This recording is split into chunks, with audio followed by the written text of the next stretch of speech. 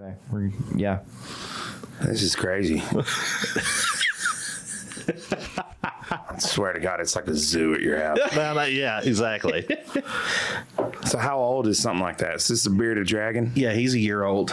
What's the Seriously, scientific dude? Don't be coming over here and like licking your lips. He is like all about you. He is. It's like, oh, great. There you go.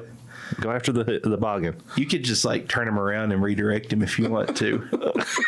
Jamie's like, I don't want to touch that thing. I know, right? Seriously? Are you kidding me? Did the spines hurt? No, they don't hurt. No, they're just like rough, but they're not Right, spiky. they're not like spiky. No. He wants some of those smelling salts. So how old is a bearded dragon that size? He's a year old, so I don't know. Oh gosh, I didn't think they got that beard. Let's get that away from you, buddy. You don't need none of them smeller salts. We have a special guest today. Yeah, we do have a we special do. guest.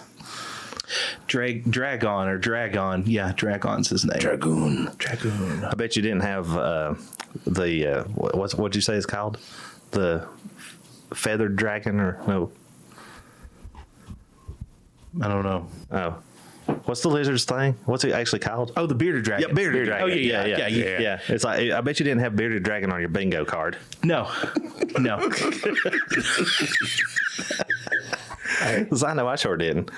Pay attention to Chase. He wants to talk to you. Just turn him around. I'll talk, like literally, all I have to do is just like swing him around. Yeah. What if I'm allergic to it? You don't have to pick him up. Just well, now you did. Well, all right. Yep. I got him. I get him. Well, maybe. Oh. He's not that bad. No, he's not that bad. Ow. Oh, you lied? Them spikes. Seriously? Well, no, that's just Go to your home. Go to your home. It's going to come back to me. I know it. So for those of you who don't know that might be watching, Josh runs a what would you call it now? A serpentarium. Yeah, and then now we're cute. getting into eclectic reptiles. Yes. Yep. Be sure to stop by Humpback Mountain to check out Josh's exotic Back zoo. Mountain Exotic Pets Incorporated. Yeah, let's make sure he don't go off the table. Yeah. 'Cause I'm sorry, buddy. I wouldn't save you. Toodles. He's pretty cool. Yeah. Oh, yeah. I mean, it's awesome. So what in the world could you be allergic? I'm gonna look this up. I don't know, man. So before we went on the air, since we're recording now, Josh has found out that something with the bearded dragon he's allergic to. Yep. Everywhere it's touched me on my hands, I am like swelling up and turning red. That needed to be on the bingo card. Josh being allergic to a bearded dragon. I'm allergic to bees, and Okay. cats.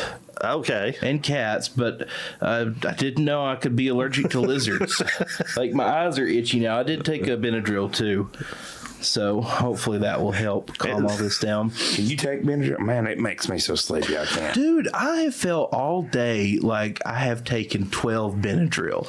I have just been out of it today. I was kind of tired I don't today, know too, for some why. reason. Right. Well, it's a beautiful day outside today. It is, so, and I didn't want to go outside. I just wanted to sleep Yeah. all day. And I didn't sleep all day, but I wanted to. Right. Yeah. Wait.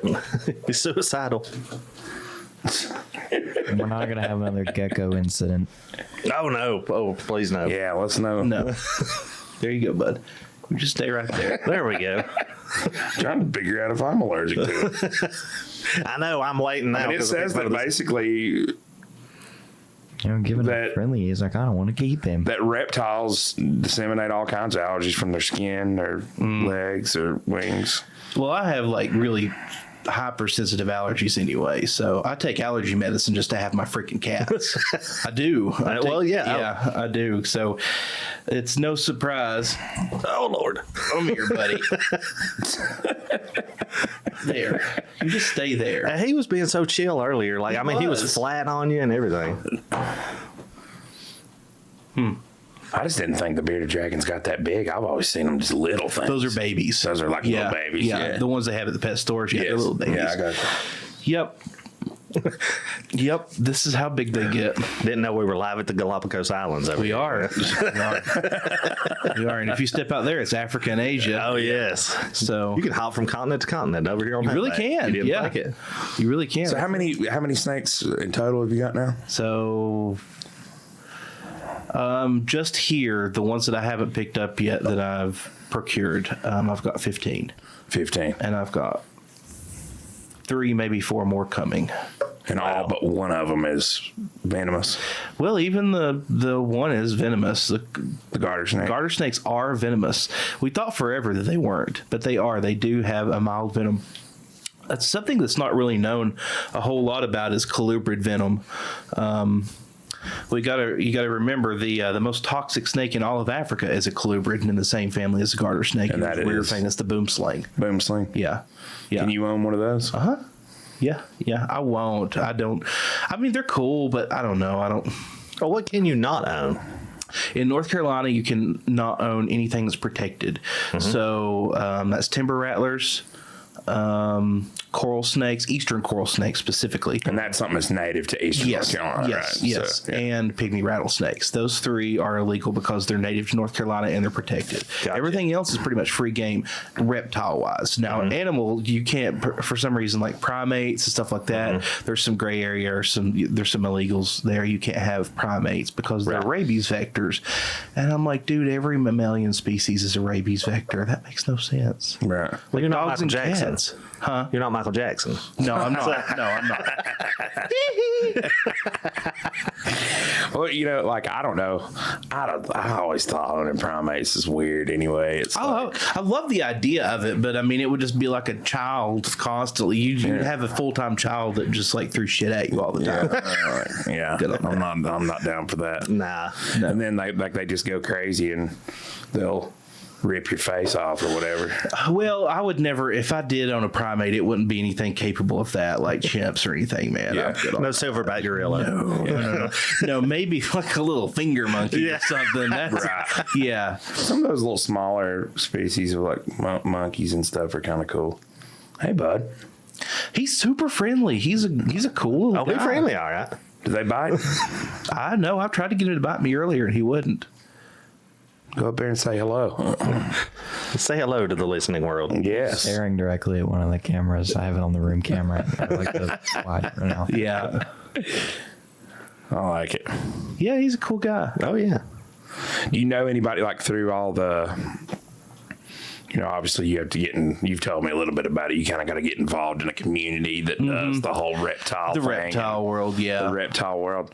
I mean, have you come across any kind of cross with that and other exotic Oh, pets? 100%, yeah. So do a lot of those type of people run in other exotic pets Yes. of other species? Yeah, too? they do. I mean, dude, I could pretty much get anything you wanted, Right. from like big cats to crocodilians and stuff. That's wild. Yeah. So all that kind of whole market sort of bleeds into each other. Does. Right? It does. What are you doing, guy? Yeah, it's. And I don't know, the pro freedom part of me is like, you should be able to own whatever you want. But at the same time, I don't know, owning tigers and lions and stuff like that. Like, I mean, dude, don't get me wrong. I know 100% that my snakes are incredibly dangerous and deadly. Right. However, and this is a big if, because I've went to some amazing leaps and bounds to make sure that they could never possibly escape the room they're in, let alone their enclosures. But if they did get out, they would die here. They could not live in our environment. They would be dead within 24 hours. A lion or a tiger or a leopard Will adapt. Exactly. well, I mean, they would be fine. They would be fine. And that's... I'm surprised you don't have a tarantula. We did. We had tarantulas. Spiders really aren't my thing. Right. I don't... I also hate If them. your spiders were your thing, I would not feel be you on here that right note. now. Yeah. We Yeah. had some tarantulas. We had 2 and then a jumping spider. And My dad used to have barking spiders.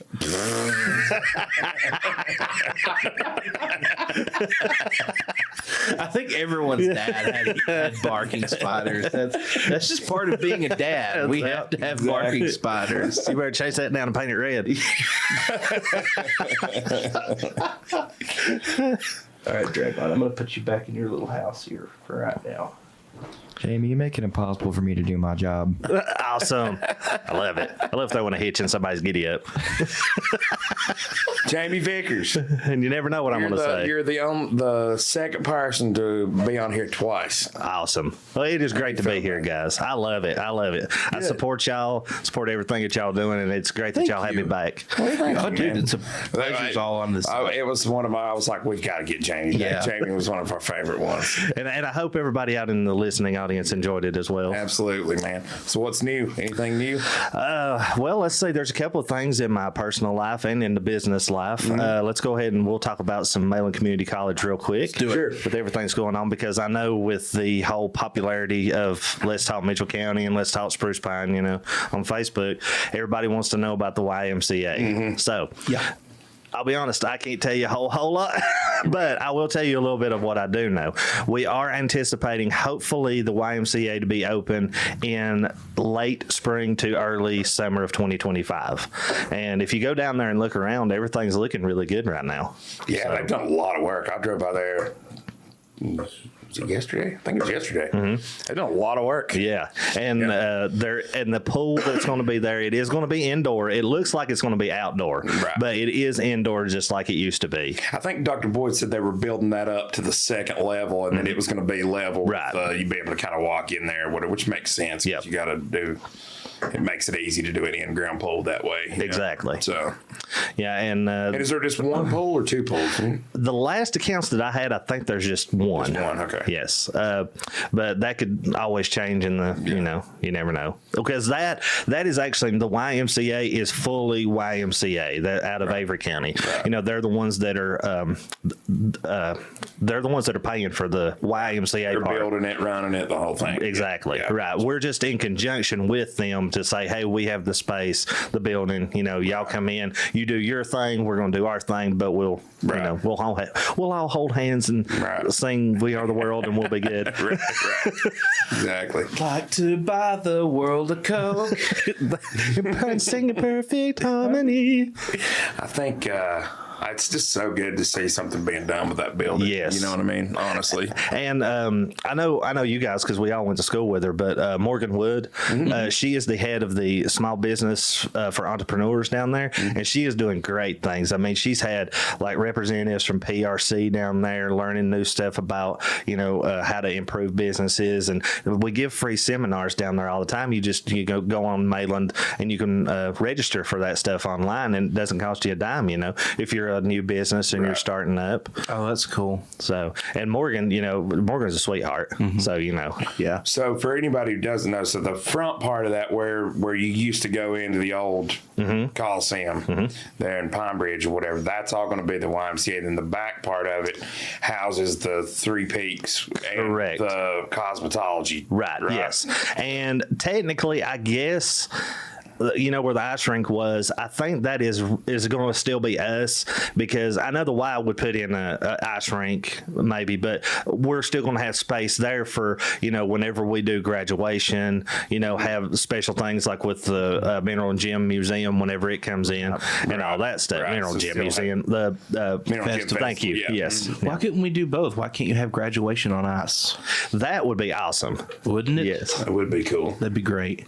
I don't know how they do it like down at, I always wondered that. I went to a Hurricanes game down in Raleigh. I don't know how they do it there, because see, they play basketball, I believe, in that arena. It's basketball on ice. And then Could you imagine they them play skating? hockey. The Hurricanes play hockey, so they have to be able to interchange it rapidly. So I don't know if you put the, I'd say you leave the ice underneath and then just put the boards over it, wouldn't you guess. think? wonder if it's cold. Floor must be really cold. Oh, and by the no way, idea. I don't know. Tater on the Carolina Hurricanes. I'm a Hurricanes fan myself. Yeah, brother. Hurricanes and Detroit Red Wings. Yeah, we were talking about that last night. The Carolinas got a hockey team. Yes. Former, 2-time Stanley champions? I think just once. Just one. I can't Well, I don't remember know if it was about the Hartford Whalers. May have won Right. once. Yeah. I can't remember back in the day, but that was the old Hartford Whalers. Was it like 96? No, it was 2006. 2006. Yeah. Okay, yeah. With their current coach, Rob Brendamore was the captain. Ah, yes. Yep. So- I remember that. Yeah. But yep. So are they going to put an ice rink back in there? The last that I heard, they're supposed to. Really? Yeah. Oh. Now, not be all year, because Right. they want to do the other things with the Mineral Gym Festival and all Sure. that. But the last stuff that I got to see about it, the schematics and everything, with they're going to have the ice rink and then have like a little Christmas village. So where people can come in and sell their wares around here. And that's different cool. things. So Because the Christmas market up there at the Cross Street Center is huge. yeah. I don't know if anybody's ever been to that, but I snuck I've in there not. one time the last time they had it. And I was like, dang, there's a lot of people here. It's like that whole area where they do the conferences and weddings and all that. Yeah. It was packed. I was like, geez. Oh, you talking about the Whitson building? Yeah, the Cross Street building, Right. Whitson building, whatever, yeah.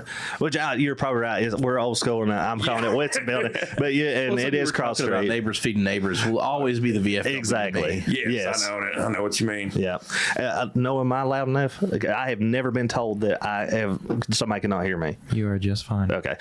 That was part of the reason we did that last night, was we were trying just to work out, because Josh changed everything around. Kudos to Josh. Yes. Again, it looks fantastic. It does. But- It is awesome in here. But yeah, we just wanted to make sure everything worked and the sound was right and all that, because you end up recording a whole one and then you're like, We've been there, done that. I'm not Yeah, doing a that couple again. Yeah. we still owe Matthew Hurd. We had an incredible podcast. I know. With Mr. Hurd. Oh, from the I high bet school. that was good. And it didn't get recorded. No audio. man. No audio. Or no, that's There's right. video, no no audio. So it's just like, We should have dubbed over it. We That's should- what Oh yeah! Remember that show, Most Extreme Elimination Challenge? That was from Yes. Japan. Yeah. They do that. Yeah, Yes. I Yeah. love that shit. I did too. or It maybe was like the old hilarious. cheesy Godzilla movies. Exactly. Oh, now Mr. Hurd would have been great in a Godzilla movie. Then. Yes, it would have. We still got to get that one done. I'm going to reach out to him before Yeah. too long to do that one again, because I hated it. It was a really good episode. Yeah. Talked a lot about veterans and school and all that. It was a good one. And he does great stuff too. And I mean, does, and everybody loves him. I personally never had him. I didn't have him. I when never we were had in him school. either. I didn't either. I never had him for a clap, but I had him. I think I had him as he was my like homeroom or guy or advisor. yeah, or there you go. whatever. Yeah. 1 year. So, but anyway, so that's cool. I didn't know they were putting an ice rink in Yeah, there. That yep. that gets me stoked, dude. Now I'm gonna go home and start looking for hockey skates. Yeah. And then continuing on the Mayland thing, or while we're at the Three Peaks with the hotel, we've got all the floors open now. We got both the second and the third floor open for people to come in, and it's doing really well. And we are in the works of getting the restaurant taken care of. I don't know if anybody, whenever you've gone by about all the concrete slabs that are being poured, or what they're wanting to do is have like tables outside, with fire pits and things like that, to where you can go, and it's going to be a little bit more of an upper scale restaurant, kind of, Gotcha. not because we've got good places around here to go get burgers and stuff like that. This is going to be more of your upper scale, steak and things like that. Yeah. And hopefully, what we're wanting to do is we're working on right now getting a culinary arts program started at Mayland, and what we're wanting to do is take that and in conjunction get the kids to be working in that restaurant that are taking the culinary arts. So That would be awesome. yeah. That would be absolutely awesome. That's something that would really that was just something that could stoke restaurant growth. And I would love for us. We need to stoke people growth here. I know Exactly. That's what worries me about all of this cool new development that's happening. Is I really worry that we don't have the people Right. to fulfill everything. I think And I keep asked it this question one keep time. it going. I think I asked this question of one local leader, and they might have been Harley. Yeah. Was telling me that the population growth is trending up. Actually, it has hope been trending so. up since 2000. I Supposedly. hope so. Yeah. I don't know. Maybe I'm looking at this on a macro level because I see like national level stuff too. Sure. And I'm not all like doom and gloom. I'm just like trying to be real. Sure. I don't see the spruce pine is incredibly hard for hard on restaurants. Like, they can't keep restaurants for some exactly. Very reason. difficult. We cannot keep restaurants here, and I don't know why, because we've had some great ones. Exactly. I'll agree wholeheartedly with that. Well, here, let's go back to the whole aspect. And now, of course, not going to call any names. Well, I don't even know some names. But, like, we've got this new restaurant, which it's a returning restaurant, Nikki's Italian Bistro, that's out at the golf course. Yeah. You know, well, these poor people, they haven't even been open for 2 to 3 weeks. And you've got people bashing them online, you know, saying this and saying that. And it's like, why? Let some people get in there, let them get their feet wet, let them get rocking and rolling, you know, and then, you know, let's give them at least one chance. Don't go killing them before they get started. We ate there, and it was fantastic. I thought it was good. I did too. I loved it when they were on Lower I Street. did too. Now, I It was haven't delicious. been to the golf course. Now that's sorry, I haven't been to Nikki's Bistro, but I do want to venture out there. I know. Well, I don't know if I mentioned this to you or what, but you're right though. This place is hostile towards restaurants. Dude, it is. Bars. Yeah. It is, and I don't know why. I think some of it is people are like, we've got a problem. Yeah. I'm just gonna go ahead and say it. Say it. I'm just gonna go ahead and say it. Let's say we it. have a people problem. Yes, we around do. here. I'll agree with that. People are complete assholes. Oh, Chase, what happened to Southern Hospitality? I told you Southern Hospitality is fake. I'm telling you, all dude, some of y'all need to think before you open your damn mouth. Is what you need to. You're Honestly, preaching right now, it's. Jace. Huh? You're preaching right now. Dude, it's ridiculous. Like, honestly, Well- like, if you don't have anything good to say, honestly, just don't say it. How Thank many you, times Thumper. did your mom tell you that? Why don't Exactly. you take that advice? Like, honestly, just, you don't have to say everything negative that comes to your mouth or that comes to your head. But Use live in some the- tact, at least. Everybody's a freaking food critic now, thanks Yes. to the internet. Well, Everyone's a food not only critic. is a food critic, they're an everything critic. They're yeah. a cultural A critic. keyboard They're warrior, too. Yes, and they're not half of the people. What kills me, and you guys know who you are, and I know who you are, is half of you guys never frequent a local restaurant anyway. Right. All these people that have all these strong opinions, I've never seen some of those people out and about. Never. And Exactly. you want to have the strong opinion, meanwhile you've never been in there. Yeah. How about keep your mouth shut? Yeah. And to add on to what you're saying right there, okay, Mountain Holler, okay, one of my favorite places, and it's in Bakersville. It's not even in Spruce Pine. But I love Mountain Holler. They have awesome food. been And to there quite a be bit. It's always honest, been good. they're I've never had a bad thing there. And their prices, yes, they may be a little bit higher than around, but this is what kills me is somebody from Spruce Pine will go, well, I ain't going out to Bakersville out there, pay them high prices whenever I can go Asheville, get it to Outback.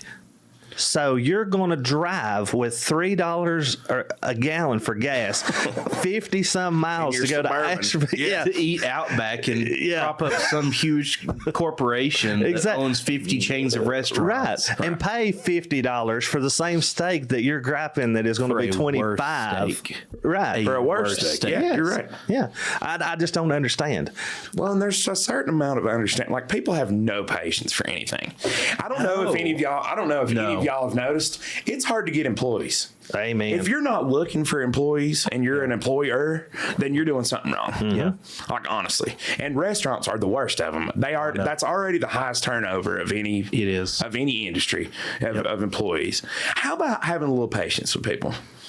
Like, how about having a little patience? Definitely. It's not. It really, to be patient doesn't take a whole lot. I would venture a guess to say that most of the loud, strong opinions, especially about food service online, have never worked a food service job.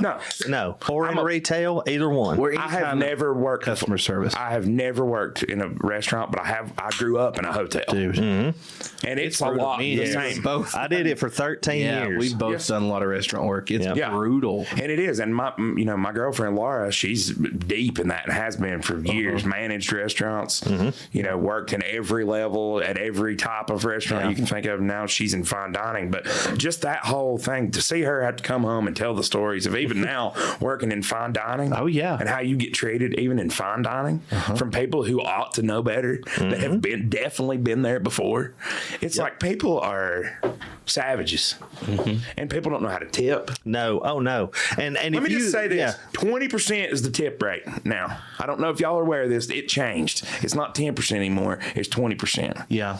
I'm gonna say I thought it was 15%, so even I'm behind. But I make sure to add that little bit of extra. It's 15 to 25% is the typical going rate now. So 20 being the median. Right. Yeah, I'm in the camp of like abolish tip culture altogether. I kind of agree with Yeah, and I could see that too. Why are the customers paying the wait staff's wages? That is not right. And I know they're going to either way. They're going to either way. Well, that's just like if you go to Ingles and, one of the bag boys takes your groceries out for the little elderly woman, she gives him $1. It specifically says do not tip. Right. But I mean, if somebody's doing a good job and they're going above and beyond and you want to give a little extra, what's wrong with that? That's fine. And just like, but it should not be required. Right. But what Chase, something that he was talking about that I want to reiterate on with this is with the whole tipping thing. I will, if you give me good service whenever I'm at a restaurant and you are doing your job, I will at least give you the 15%. I will give you more if I see that you're going the extra mile, because we have so many lazy ass people out here that does not want to work. I want to give you more money because you took the effort. You had initiative that you went out and got a job in this day and age and you were trying to make it. I respect that. Sure. And I'm glad to tip. Don't get me wrong. Don't think that I'm anti-tipping. Like when I go, I always leave good tips when I frequent restaurants. But I agree with you. It's fair to question the whole. Yeah, the whole system is just like bonkers to me. And we're the only, nowhere else in the developed world has a system like this. And you go to Europe or anywhere that's developed, Canada, you don't tip the wait staff. They bring you because they're making a decent wage or salary. They're making their living, and their employers paying their salary or wages, not us. Mm-hmm. And see, with the wait staff, at least whenever I was in the restaurant business, which this was 15 years ago. Wait a minute, how old am I? No, 10 years ago. But anyway, the salary or the wage for an hour for a waitress was $2.13. I think it's about $2.50 now. It's it's pitiful. Yeah, but I know one of the places that I worked at that if you didn't meet minimum wage for that day, the person would make sure that you at least got minimum wage. I think a lot of places do that. I know a lot of places do that, and a lot of places put you in the draw. Are you familiar with what a draw is? Yep. And then you have to pay it back. Explain to the listening people who might not know what a draw is. Okay, yeah. So car dealerships, a lot of commission-only places do this too. So basically, if you're tip-only or commission-only, they have legally a business has to pay you minimum wage. So if you don't make minimum wage and your commissions are tips, they will pay you minimum wage. However, when you make over minimum wage on your next check, they take that back out. So it's funny money. It's a loan basically. And it is a piss poor system that is terrible. And I don't blame people for not wanting to work. Who wants to work? I see a lot of and I'm going to alienate some people here with this, but it is what it is. I see a lot of boomers and back generation-wise saying, well, no one wants to work anymore. It's not that no one wants to work. Far from it. Plenty of people want to work. They don't want to work for peanuts. Yeah. That's the problem. Right. That's the problem. If people, God, I sound like Bernie Sanders. Next thing you know, he's going to be talking about free education. If people paid a decent wage. But no, really, if companies paid decent wages and you could sustain yourself in a comfortable manner of living, then plenty of people would want to work. Well, I know the restaurant business, it would be very hard to change that because that whole business model is built around that. Period is like that. Yeah. And so, you would be changing a whole dynamic in terms of the way the business functions, That's how I am now, bro. I used to be like small incremental. No, burn it down and start from scratch. That's where I'm at, dude. Burn the whole thing down. And see, with the whole wait staff thing, that's correct. You're either feast or famine with that, because I remember in times whenever I was a manager, and this was back in the day, I was managing a restaurant, making $12 an hour, and then the wait staff would make more money than I did. You know, so I mean, it's all about, I get also in how you're going to do it. You know, because if you save on them days that you make all that extra, then that'll help you through the days where you're just sitting around twiddling your thumbs. Well, and in the restaurant, I know from Laura, like there is no proposition in a restaurant that you as a manager making salary are somehow going to have to work less. Right. That's not even a possibility. No. You work 3 times as much as everybody else, just at face value. Yeah. You're there. You're the first one in there, the last one out of there at 2 o'clock in the morning after the dishwashers are done. Yep. And you know, it was the same thing with her. She was the same, managed a really nice restaurant, and the wait staff cleaned up, and she's there until 2, 3 in the morning every morning and makes half of what they do. It's like, this doesn't make any sense. So, and here's my gripe. Why do we as a society value working our asses off for corporations or for companies, period, to make someone else money when we do? I mean, dude, 13, 14, 16-hour days working your ass off in a restaurant, in a mine, it doesn't matter, wherever it is. In America, we have a huge problem with our work culture. We value work over everything else, and our values are so messed up. Well, and it's not like it used to be either. It's like used to, you were working for, you know, a small business or something that you could feel like you had a stake in. Right. And in fact, that used to be part of it. That part of your compensation package would be like a stake in the company of some sort at a certain level, right? Yep. Well, how many times do you have that now? Yeah. Hardly ever, because most of it's multinational corporations. Especially like the mining industry and stuff like that around here. Well, here, I'll give you a perfect example on that of what you're talking about. When I first started working at Ingles in the meat department, you got paid, I think it was 50 cents extra if you worked on Sunday. Well, they done that for about a year, and then they quit. Well, one of the big wigs come down, and I asked him, just out of curiosity, I said, well, why do you not do that? And this was the mentality. It's the bigger corporations are not doing it. Why should we? Right. So even when it was based in, you know, a home-based North Carolina Black Mountain company, you know, that was helping, giving incentives to their employees to keep them to stay. Yeah. Well, nobody else is doing it. So well, there's this like faux virtue in I work hard, you know, and sure, working hard is, I guess, a virtue. Maybe it's not a faux virtue, but your labor, all you're doing is making somebody else money. That's all you're doing. Yep. I've never met anyone on their deathbed that said, I wish I'd have worked more. I wish I'd have spent more time in the plant. True. Yeah. It's true. And that's all, dude, we have been brainwashed for the past 100 years. To be 100% fair, there are careers that still pay very well. Oh yeah. There are. I mean, there are. I mean, there definitely are. I mean, and you know, and if you take half the initiative to work, you know, and a lot of times, I guess in corporate America, the idea is that you move up eventually, that you're not in these positions necessarily long term, but that in and of itself is a problem, because then you've got turnover and you've got constant, and it's just like then you just become a number. You're just the third guy to do it, and you're doing, you know, and so I don't know what the answer to all that is, but it's, I mean, it definitely affects small towns like ours for sure, you know. So the answer is Soviet Russia. Hi, comrade. Here, I'll give you a restaurant story for You let the state run. for small town America. Gain the means of New production. podcast name. Name drop in there. So, you can use that as your intro. Ladies and gentlemen, welcome to Small Town America podcast, being brought to you by Chase Thomas and Joshua McKinney. There we go. You got it, brotor. You got it. As we play the Russian national anthem, the Soviet national anthem in the background. Hammer and sickle slowly. So here's your small town America story for Spruce Pine. Okay, I'll leave out names once again, but I was running KB's back in the day. Okay, I was KB's the manager. barbecue, Yep. out there on Grassy Creek. I was the manager there for 5.5 years. One night, it was like we closed and it was getting pretty close to 9 o'clock. We were getting ready to take the trash out. So me and one of my girls that was working for me helped me take the trash out, you know, because I didn't want to send the girls out by themselves. So I was like, well, here, I'll take the trash out. But then, you know, at least we have the buddy system. Sure. Well, she noticed something out of the corner of her eye whenever we were taking the trash out.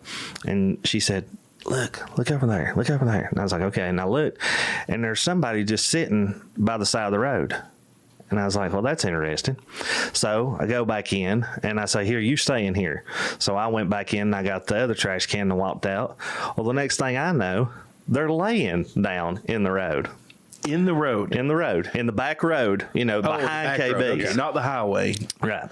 So I go in and I call 911 and have them come. We lock the door, you know, and I'm like, there's something weird going on out here. So what happens, the cops come, they chase this person down, they get them caught. They were coming to rob us, but they were so high on meth, they passed out in the snowbank across the road and couldn't even rob us. I mean, that's a sad commentary. Yeah. Wow. Were you in my apartment that night when that dude ran his truck into the guardrail across from I totally forgot about that. Yes, I was. I totally forgot that. What happened? So across from the road from my apartment. Was that the one there under Value or Next to Value? Yeah. Yeah. So across the road from us, there was another little abode, a little dwelling, and there was some drama over there. Okay. And, you know, in my apartment, we'd been partaking in certain herbal supplements that made us and adult really beverages, smoking some vitamins. drinking adult beverages, just having a good time, just chilling, being quiet, not bothering anybody. And then we hear the most ungodly commotion outside, and we're just like, what is going on? And I open the door, and there's this dude like driving the truck up and down the highway, like slamming into guardrails and like just mowing crap down. And I'm like, what do I do? So I called 911. I called the police, and I'm there like talking to the cops, just like out of my mind. Like, this dude's being crazy, and I don't know, bro. They caught him. He was like pissed drunk and was fighting with his baby mama or whatever, and was just like being a psycho. But he was. Let me tell you what happened when I left here last night. What? So I left here last night. I go out there, turn on Tempe Mountain. Mm-hmm. I was going to go run in Stamey's real quick. So right as I turn on Tempe Mountain, just like 50 yards up the road, I see this van like going kind of slow in front of me. It looks sort of odd, like they're going extra slow, like almost stopped in the road or whatever. And I didn't kind of see, and as they saw me coming, they kind of just went on. Well, I kept driving. I didn't see it until I was right on top of her, but there was this girl sitting on the shoulder of the road, like on the road, with her back turned to the road. And then there's and I go up and I'm following that van. I didn't see her, and I was right on, so I didn't even get a chance to like stop. And then I go up, and there's a guy like in a black shirt, like running up there, but it's in the middle, pitch black, dark, in the middle of nowhere. And you're like, this is what I don't know if the van. I don't think the van was associated with them. I think they were trying to stop to see what was going on. Right. Mm-hmm. But I probably shouldn't say this, but I called the sheriff's department just because it seemed very odd that girl was in. She didn't look like she was having a good time. So the last time it snowed, I was headed to work, and so I mean this was recent. I was on nights. I was driving to work, and there was two guys on the side of 19E, headed towards Stamey's there, where the Edimus Road Church or whatever it is, across from downtown. It used to be the unemployment office. Oh yeah. Right at the mouth of that road, there was two guys like literally in fisticuffs. They were fighting, and I'm just like, what is going on? Like they were throwing punches and like, put up your dukes. I got no dukes. Stamey's to get a drink, and I was like, yo, there's like two guys fist fighting on the side of the highway. No cars inside either. Yeah. How these people got there, I guess they just like walked and met up like at a certain time, like 6:30 in the evening at that road. Boys, let's meet up outside of 19E. We're gonna fix this right now. I was just like, what? And then, you know what? Whenever we're done, I'm going to knock your ass all the way to Lakeview Nursery. Exactly. That's when we're done. At least find a neutral site. Yeah, that's true. True that, but it was Strangest, in the dark. strangest roadside thing I ever saw was down in Marion. I was coming back. I can't remember if I was coming back from a trip somewhere. Yeah. I don't know if it was like I was in Charlotte for a concert or something. I don't know, but I was by myself. Maybe I was coming back from Laura's actually when she lived down there. But it was in the middle and it was late. I mean, it was like 12:30 at night. I mean, after that, in the middle of the night. Right. And I come out there right as you come through past, where the Big Lots is, where Yeah. the old Walmart used to be and all that. Yep. You're kind of coming up, like you're getting ready to come on the bypass. Then right before that Shell station there, there's like a hair salon. It's called like Teased or something. Yeah. Oh, yeah. I know what we're talking about. Yeah. Right before that, on the right side of the road, I'm driving. And then my lights come into view, and there is this guy, stark naked.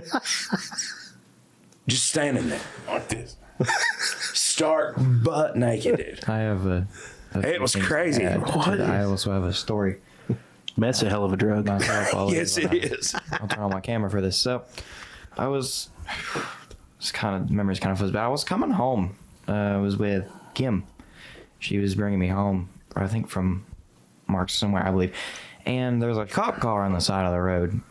And little did I heard, the cop was guiding a black bear along the road. That's another thing I saw last night. The man, I there are pulled into bears the English everywhere. Woods, and I right past Angles. I run up on a black bear running up the road right in front of me. I forgot about that too. Yep. Oh, I've got bear stories, man. Oh, yeah. I've had three encounters with bears in the wild, and one of them, I was coming back from Asheville. I was going to do my weekly CD run back whenever I was in high school or in college, and I was coming down Black Mountain, and I was in the middle lane in my little Echo car. Yeah, I remember the little Echo, just yeah. boogity down the road, and I look over to my right, and I see this biggest dog that I've ever seen in my life. I was like, holy crap, look at the size of that dog. And wow, I just went really red at dog. That dog. So pet that dog. Well, my southern really came out there. Anyway, so going down Black Mountain, and I was like, that's the biggest dog that I've ever seen. Dog. And It's the biggest dog I've ever seen. and it runs out in front of me, and it stops right in the middle lane, and it's a bear, and it gets up on his hind legs, and it goes, and I'm like slamming on brakes, and then it looks, and it just runs off, and it rolls down the hill over the guardrail. I'm like, well, that was random. It knew what it was doing. It did. crazy. Yeah. It was trying to scare you. It was. It had its buddy out back. He's like, "Who did you watch this?" It's amazing how unafraid they are. of Exactly. Things like before I saw that bear last night, I come out the other day to take the trash out.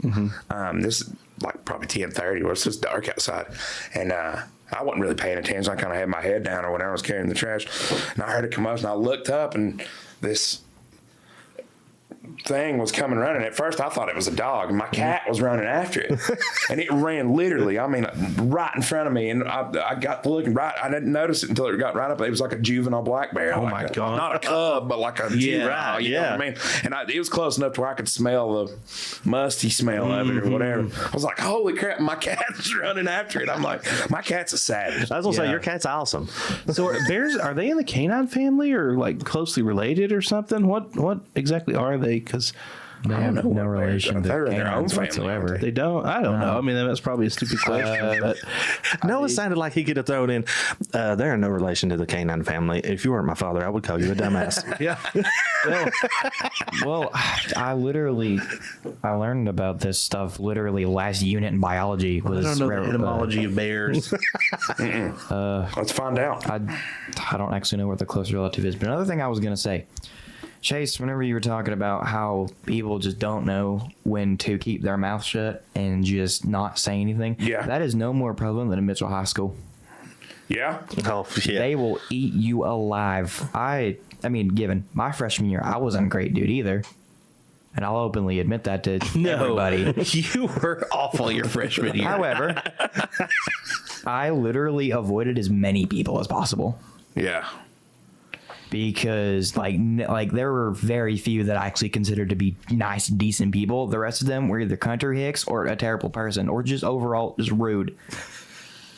I don't know, dude. High school's like that, though. Heck, it was like that when we came. Oh yeah, right. But we had our specific genres about people, you know, which I hung out with everybody. Right. I got along with pretty much everybody. But you know, Same. you had your skaters, you had your hippies, you had your metalheads, you had your rednecks, you know, and everything. But like I said, your jocks. How could I forget the jocks? But but you know, I got along with everybody. But you know, and the thing that's amazing is that from our freshman year to our senior year, I had friends in Harris because I went to Harris, you know. Right. Whenever you got a freshman year, by the time I graduated, I had more friends from Bowman, Tipton Hill, and Beulah Dean than I did from Harris. Yeah. And I would imagine it's even worse now because now the social media generation, everybody feels like they have to have a strong opinion about everything. Oh, yeah. Can you imagine being young now? It's like, They do. how strong of an opinion you and I was such an asshole.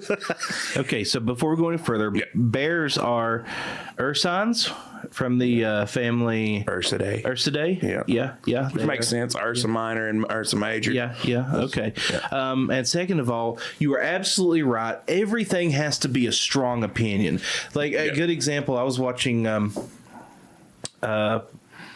I think it was Chris Williamson's podcast. He was talking to Destiny. Now, I'm not a fan of Destiny, really. Yeah, I'm not either. I think he's a pretentious prick. I think but he whatever. is. But he did have a great point here. He was talking about, it's like, okay, well, talking about the Dylan Mulvaney Bud Light thing. Yeah. Okay. It was either like the worst thing to happen in the world, or it was the greatest thing for trans people to happen in the world. Yeah. That was it. That was the only two opinions that you could hold. That's true. That was the only two. You couldn't be like, well, that was just kind of dumb. Right. You couldn't do. No, you had to. And that's the way everything is. Everything has to be Yeah, no, I like his point. He has a couple. conviction. Yeah. Why? I don't know. Why? There's no room for nuance anymore. No. That's the problem. That's something we said. People just don't understand. People don't understand. We've been saying that since day one, though. Nuance is gone. But I don't know, like. They killed the middleman.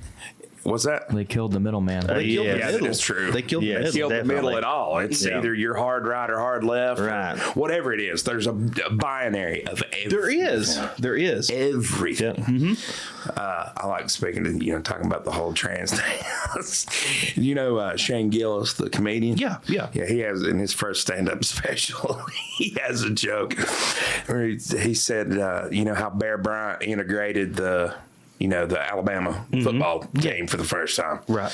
He's like, and he's like, the minute they invited like USC to town and they saw all the black corners running all over the white wide receivers or whatever, they're like, come on guys, maybe we should let the black guys on the team or whatever, So anyway, he's like, I got to thinking, he's like, if the transgender people really want to gain some acceptance, he's like, what they really need to do is put together a hard-nosed ball club.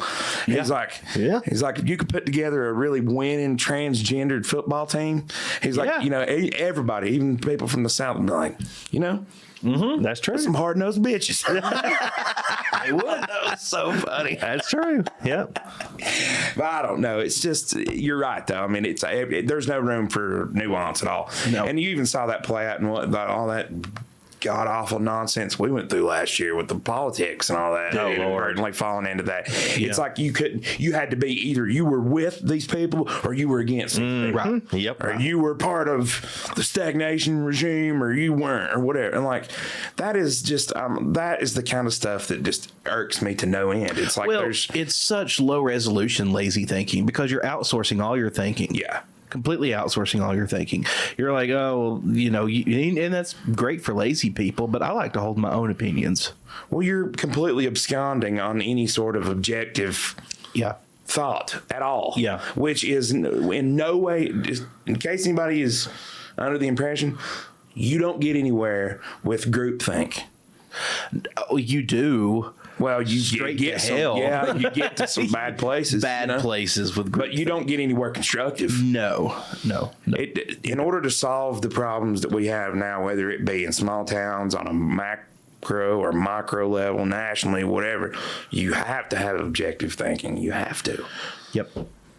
That's why I like you, because you can think objectively. That's why I like doing I try this, because so hard. it's nice to sit down with people where you can have a discussion about what you think, not just sling around all these hard-nosed knee-jerk opinions that you don't know nothing about. Right. Right. And it's like, if you're arguing a position, the first thing you need to do is learn your opponent's position and be able to argue it better than themselves. Still man the argument. Still man the argument. That rarely, if ever, happens. Never. Ever. That is one thing I'm very pleased to see online. You see it, and a lot of it comes out of the comedic community now. Unfortunately, I'm just like, I've said it 1,000 times on here, but it's so weird to me how comedians are the front of like thinking in our country, political discourse, because they're the only ones can say what they're thinking and have some sort of reason to be like, oh, I was just a comedian. Exactly. See, I kind of wonder, maybe we should call ourselves a comedic podcast so we can just say whatever the hell we want. Yeah. Right. Which I mean, I do anyway. I don't hold back. Right. Like earlier, that was stupid. Of course, canines. A bear's not a canine. But I don't know. They have a long snout and teeth. Sure. So Not the worst. I don't know. The worst angle I've ever seen. It's all good. But I don't know. It's just. It's okay to be wrong too. Yeah. Oh it's gosh, okay are you to sure, be wrong. Josh? It is. I don't think it is anymore. No, it's just really not. Let me ask you a question, Jamie. You see it. Obviously a lot of higher institutions like universities and things like that are going that woke direction or whatever. Yes, right. What do you think? What's the feeling on the community college level or at Mainland specifically? Well, we are accepting. I know that our dean of students and our like I said, I'm not going to say names, but she's over the early college and the recruiting and everything. And they,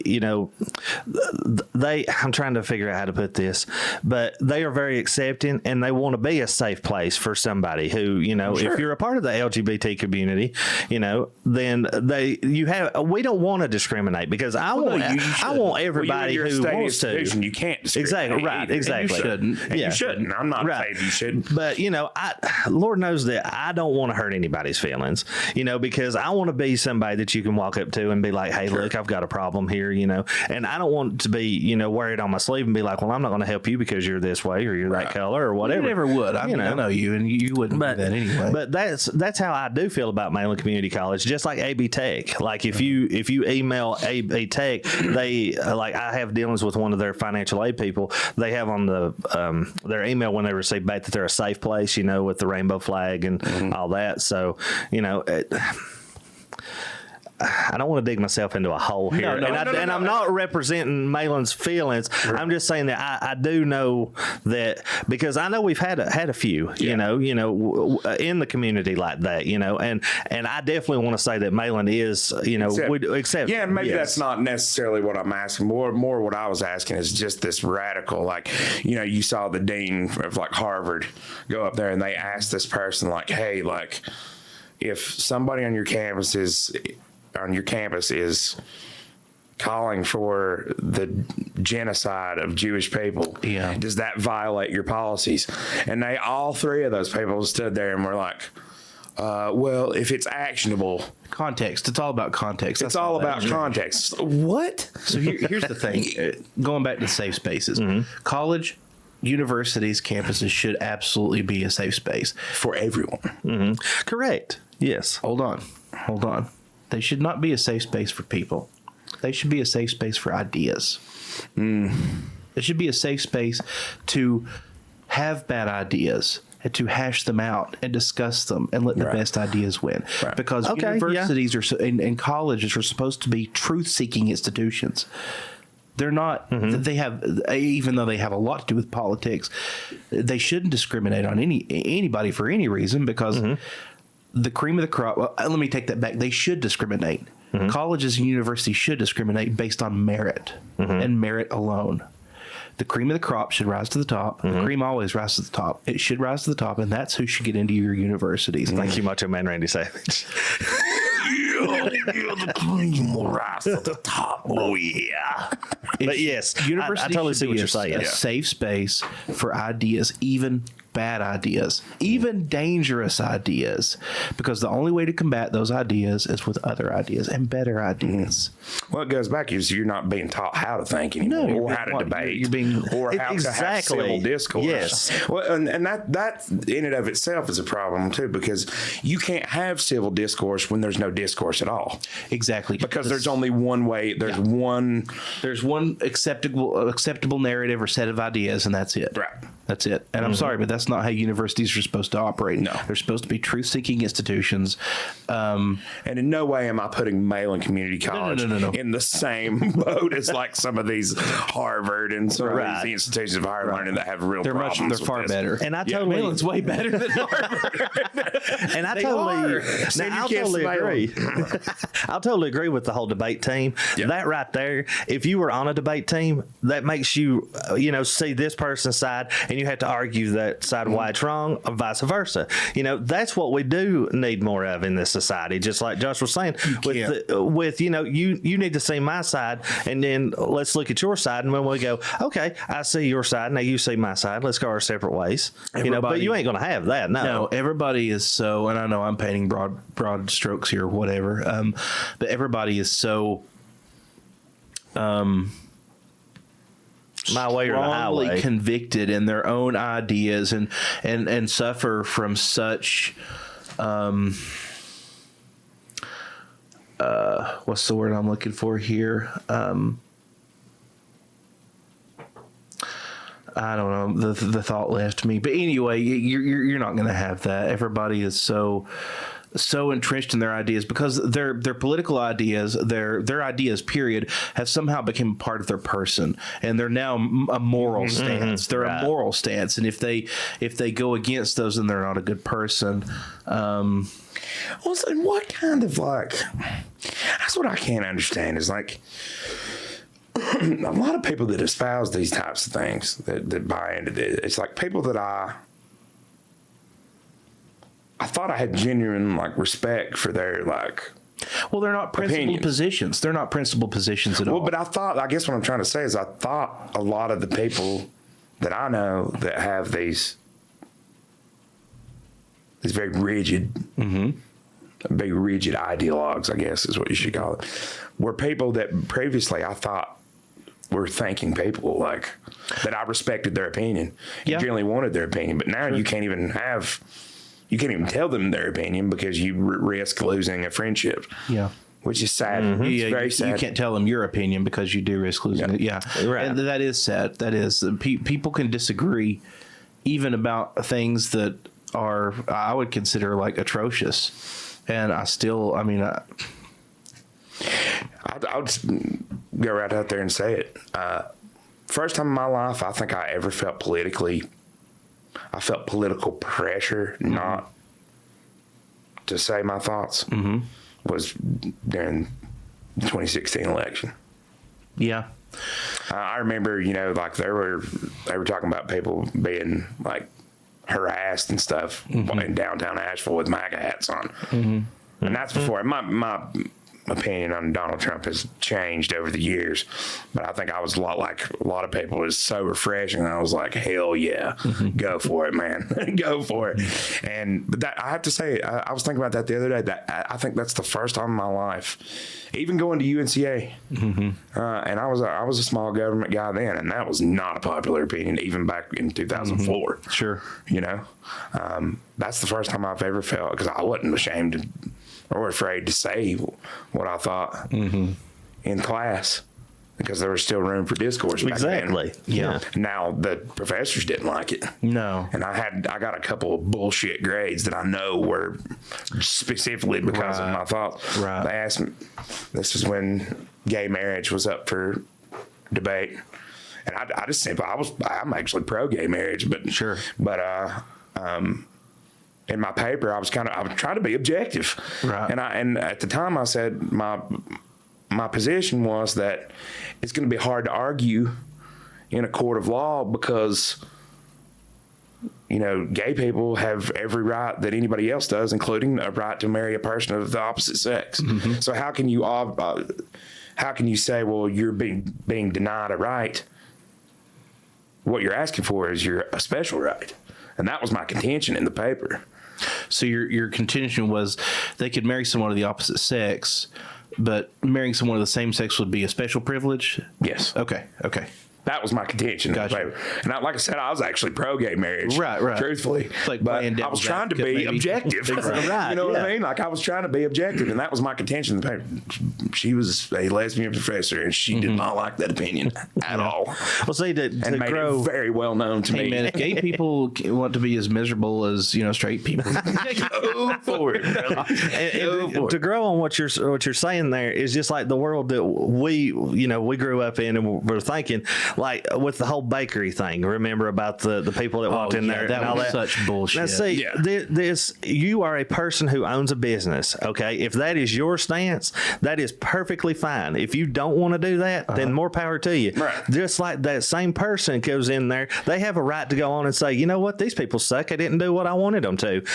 Then you have those sides. Let it go. You know what? That whole bakery thing, and for those that don't remember, there was a baker who was a conservative Christian baker, and a gay couple wanted them to make a gay birthday cake or a gay wedding cake, and they said they politely declined, said that went against their beliefs, and they wasn't going to be doing that, but they did refer them to other bakers that may do that. They were sued, and the couple won. That tells me that legally that gay couple has a right to that person's labor.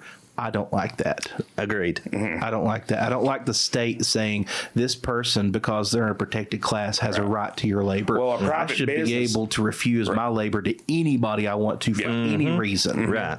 Well, that private business is being compelled by the state now. Yeah. Which is a problem constitutionally in the way I would look at it. It is. And it has, to me, that has nothing to do with gay marriage or homosexuality whatsoever. Like, no, it's irrelevant. Government reach. Yes. And the squeaky wheel gets the oil, Yeah, that's the truth. So, yeah, we're in a pretty interesting place. But I am cautiously optimistic, because I think we are seeing a backlash widely to this rigid ideology. I mean, you've got Dr. Phil going on a red pill tour right now. He was on Rogan recently. He's been on several podcasts talking about gender ideology in children, which Oh, speaking of that, did you see where Great Britain banned puberty blockers? They did, and good for them. Good for them. Yep. If children cannot consent to have sex, they cannot consent to having tattoos. They can't consent to having permanent body altering procedures or medications. Period. Right. Yeah. Full stop. Yeah. Full stop. And I think that's, honestly, I really do think that that's the only thing that most people have a problem with. Sure. A lot of that. If someone wants to be trans, keep it out of my kids. Like, why do you have to? And it's just so, I don't know. It's I would go back to the whole. It's like you wonder how much of a bill of goods you're being sold by pharmaceutical companies. Oh yeah, because it's just a cash cow for them. It is a cash cow for them, because they have patients for life. Because once you have those procedures, you have to be seen regularly for the rest of your life. Yeah. I'm not going to go into detail on the podcast because I don't want us to get demonetized in the future when we are monetized. Which please like, share, and subscribe. I love it. Shameless. If you like this kind of content, but it's gnarly. It is so gnarly, and these people, God bless their souls, because it is so bad. They're being sold a false bill of goods. They're being sold a lie, and it is all for profit. And one thing the communists did get right, or at least the modern communists, is, man, screw corporations. Screw corporations. Communism is a whole motherload of bad ideas. but what we have, and again, we don't live in a capitalist society. We don't live in a capitalist country. We live in an oligarchy, where you have a small number of massive global corporations that control the entire world, basically the developed world and the underdeveloped world. Actually, I would argue that too. Jamie, what you think about Israel Palestine? I know, right? Here, let's just put you on the hot seat. Well, it's been nice knowing everybody. Now that I want to be and all of your opinions reflect that of your employer. That's right? Yeah. Mainland Community College does not take responsibility for the opinions expressed by Jamie Vickers.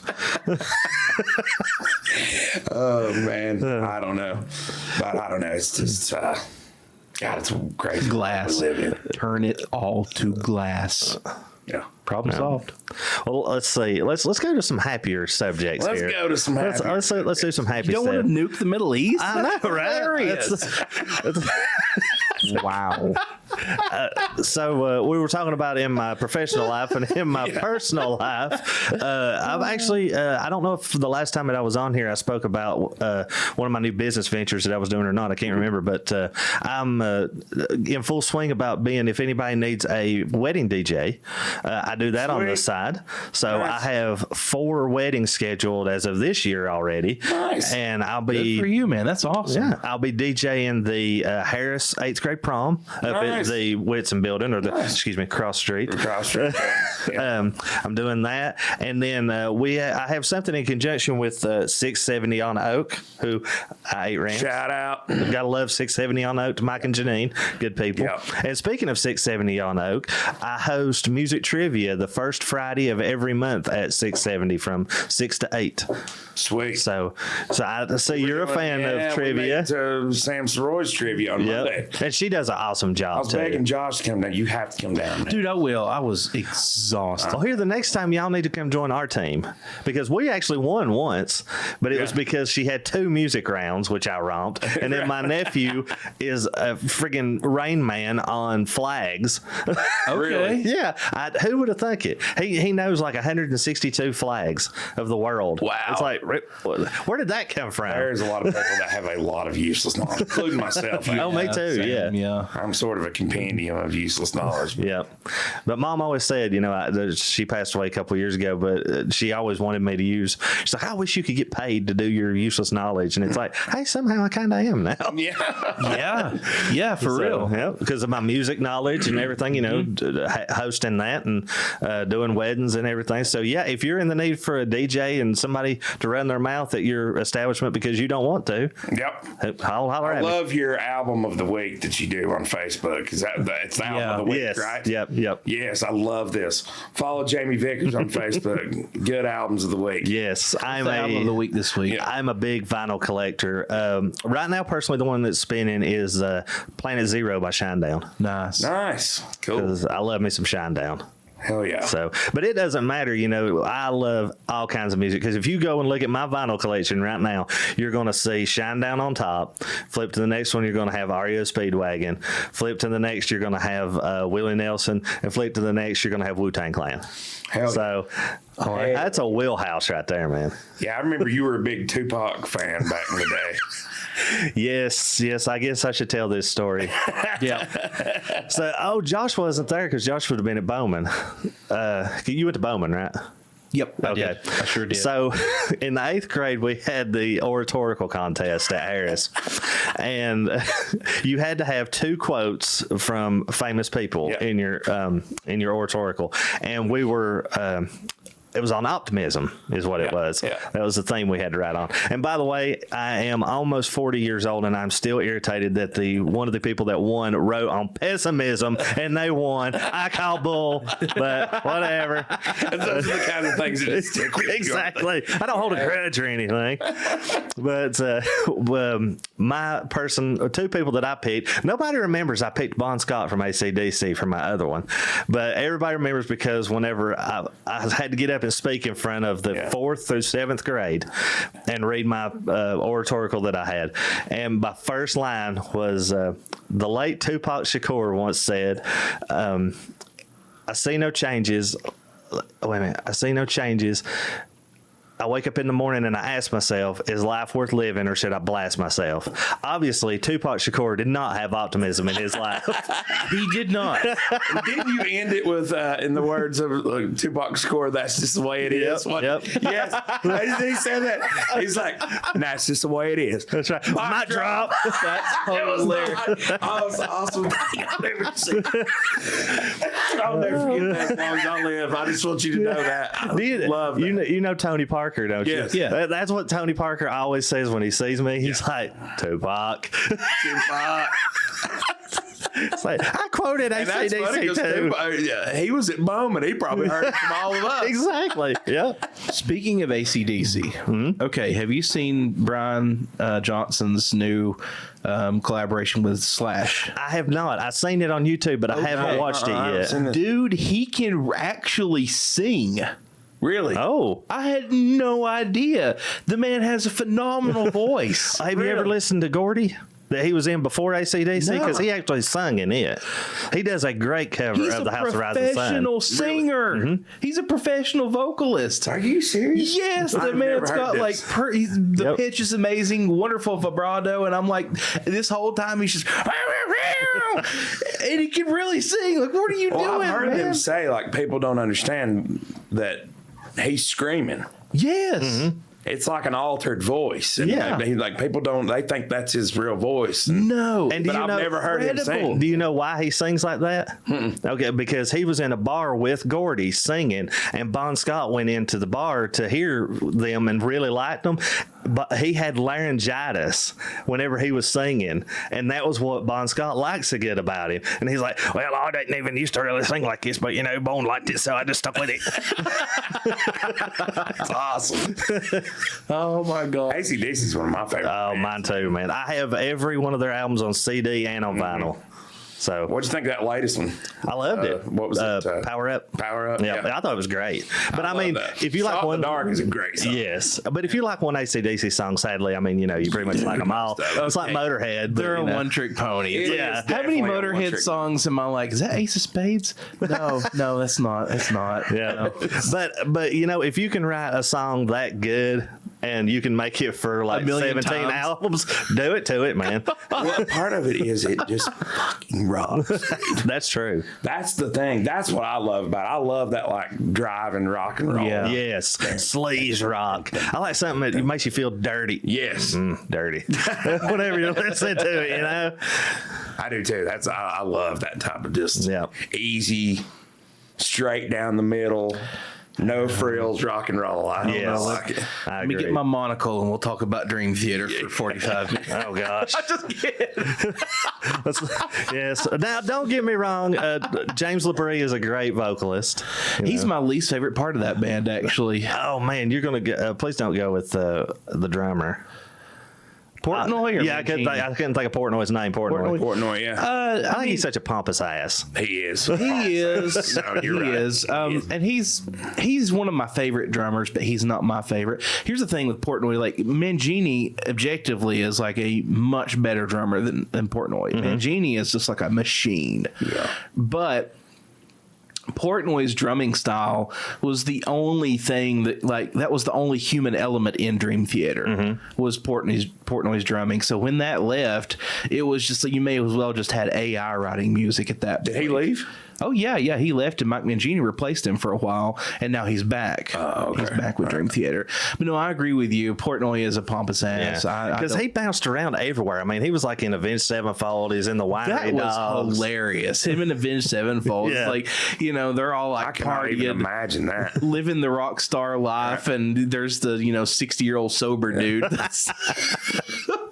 But the reason he played with Avenged Sevenfold was because the Rev, like he was the Rev's favorite drummer, and you could hear that all through, especially City of Evil. All of his chops come from Portnoy. Right. The Rev is actually one of my favorite drummers. Man, he was fantastic. Jimmy was amazing. Right. I love to aggravate my nephew because I'm not a Avenged Sevenfold fan. Right. And I love because he loves me. He's like, I just don't understand why you don't like him. It's like, because Avenged Sevenfold is the only band I've ever heard that can make a guitar cry. It's like when they're playing their guitar solos, you hear it going, "Oh God, put me down." That's pretty good. I think who my favorite drummer is. Mine would be Vinnie Paul. I think mine's pretty obvious. Joey Jordison. Joey J. He's actually the person Joe J's good. who Yeah. inspired I hate me to Slipknot, start the but- drums, or at least try them out, was seeing Joey J. I think it was Eyeless. I saw him play it, and I was like, "Oh, that's cool." And I tried it, and I was like, "I'm way too uncoordinated for this." No, you just got to practice and practice a lot. That's the problem. It takes Now, time. Jay Weinberg was good. Oh yeah, Weinberg's an incredible Yeah. drummer. I'm so sad he left the band.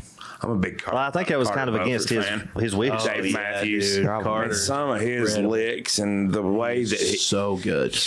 Who'd you the say? technical Carter Beaufort from Dave Matthews Band. Oh, I mean, he's incredible. I mean, but he's more like, I don't even know that I would. He's a percussionist. I mean, he's just a musician. It's Like, just, it's, I don't know the He's so drummer good. really I describes. guess my favorite is the GOAT, Neil Peart. Yeah. he is awesome. Yep. Can't beat. No. Can't beat him. The Professor. You know, Professor. I did say Vinnie Paul, but I actually, and I'm probably going to butcher his name, but Gene Hoglan or Hoglin from he was in Death and he was in Testament for a little while. Instead, he's like one of the originators, I think, of the double kick bass. Okay, gotcha. And oh gosh, he's just a monster. And he's like this big old guy. Dude, like Nicholas Barker from Demu Borgir, Yes. he plays with another death or black metal band now or something. Maybe I don't know, but that mofo's massive and he could shred the drums. Man, There's a couple old boys. There's a guy that used to play for 30-06. yeah. But there's a guy that used to play for some bands in Ashland. I'm trying to remember what the bigger band. He played for a bigger band for a while. Dude, he was one of them big old boy. Like I'm talking like 320. Yeah. God, and he looked like he was just gonna put a damn hole in them things. Yeah. Every time but he had chops, brother. Yeah. And I was like, damn, them drums. It hurts me to even look at them drums. The drums are taking a beat. Beat on them skins, boy. I can't wait to get my wrists repaired so I can play drums again. Yeah. I really miss What it. sort of DW kit you got up there? I meant to ask you that. Oh yeah, it's it's a design series kit and Okay. a collector series snare. Oh, gotcha. Yeah, so I ditched the snare and got a collector series bell brass snare, but it's the design kit. I played both the design and the let's see, there's the design, the performer, I think. Performance series, yes. Performance Design, and then the collector. And then the collector. I could tell no difference between the design. That's what and the everybody online performance. said. Could not tell any difference. Now there was a noticeable difference between the performance and the collector series, but there's also a noticeable difference in the price. Yeah. You're jumping from a $5,000 drum kit To a $10,000. $10,000 to $15,000 Yeah. drum kit. So, dude, for the money, the design series is where it's at. Dude, they've got a DW like custom Malibu blue with the brushed nickel lugs over there in Asheville at the Guitar Center. It's a $5,000 kit they're gonna sell for under $3,000. That's probably the designs or the performance series. Yeah, I'd say. it's a performance series kit, but it is sick. The shell, so the design series, I think for my kit, I paid right at like $2,000. Are those all birch? No, they're maple. That's all maple. All maple. I got you. Yeah, all maple. And I mean, yeah, dude, there's no difference. Yeah. There's no difference. There's the lugs are a little bit bigger. What in the world makes? I'm sorry, we're going on a whole thing here. Yeah. We've never had this conversation. Right. We should have had this We conversation. should have. What in the world sets DW? Why and what is it about DW that makes them? Because every time you sit down at one, you could take a drumstick and put a hole through all the resonance heads on the bottom, And they still sound amazing. sound incredible. So they actually tune. If you'll notice on the sticker, or Yeah, they've got they've got a note. They tuned the shell Yeah. to a note. I mean, they are hands down, I think, in my opinion, the best drum company in the world. That's what I'm always. I look at all these other, and I'm sure it's the same way with guitars and stuff like that. But you look at all these in the drum world. I'm always like, oh, I can get that. Oh, look at all this. Yeah. Oh, Star, Stage Classic, Star Classic, Tame, all that, and I'm like, But why don't you? Why? You go ahead and spend the money. It's like go ahead and spend the money and get you a DW kit. I love DW. I like D-Drum. I like Pearl. I like Tama. But, man, DW has always been my favorite. I don't know why. I sat down behind one and they just feel different. Yeah. They feel different. I can't explain. I know. It's just, it has a completely different And feel. their snares, oh man, that bell brass snare is incredible. I used to play a DW. That was before the Design and Performance. It was called. What were they called before that? Anyway, I played a kid at church and we played on the TV and the rock, and that thing was just, you couldn't get it to sound bad if you tried. No, How much that collector's shoe snare ran you? $1,000. That hurts, but I'm sure it's worth it. It's worth every penny of it. And it was a Christmas gift too. Yeah. That was a Christmas I gift. got you. To yourself? No. From somebody? Yeah. Good for you. Yeah. That was a Christmas gift. Let's go. Yeah. That was. Well, no wonder that snare sounds so good in that recordings. Yeah, dude. It tracks incredible. That whole kit tracks incredibly It does. It does. So good, I sold the other snare that came with. It's like, oh, I'm never going to play this. No. I had no use for that. Yeah, I'm never going to play this again. No. I sold it. I love that big black Bob, though. That pork pie thing I bought with you. Yeah, Remember dude. when we were? Yep. That's like a $400 snare, but it sounds know. incredible, dude. I know. That's the thing, man. You can skip out on a lot of things as far as drumming goes. You can cheap out on the kit. The snare and the cymbals is where you need to put your money. Yeah. It's the truth. Yep, it is. It is, but God, we can talk now. I'm sorry. God, I know. Sorry. Jamie, what's your opinion on Zildjian versus Sabian? Yeah, right. Let's see. I like beer. You like beer.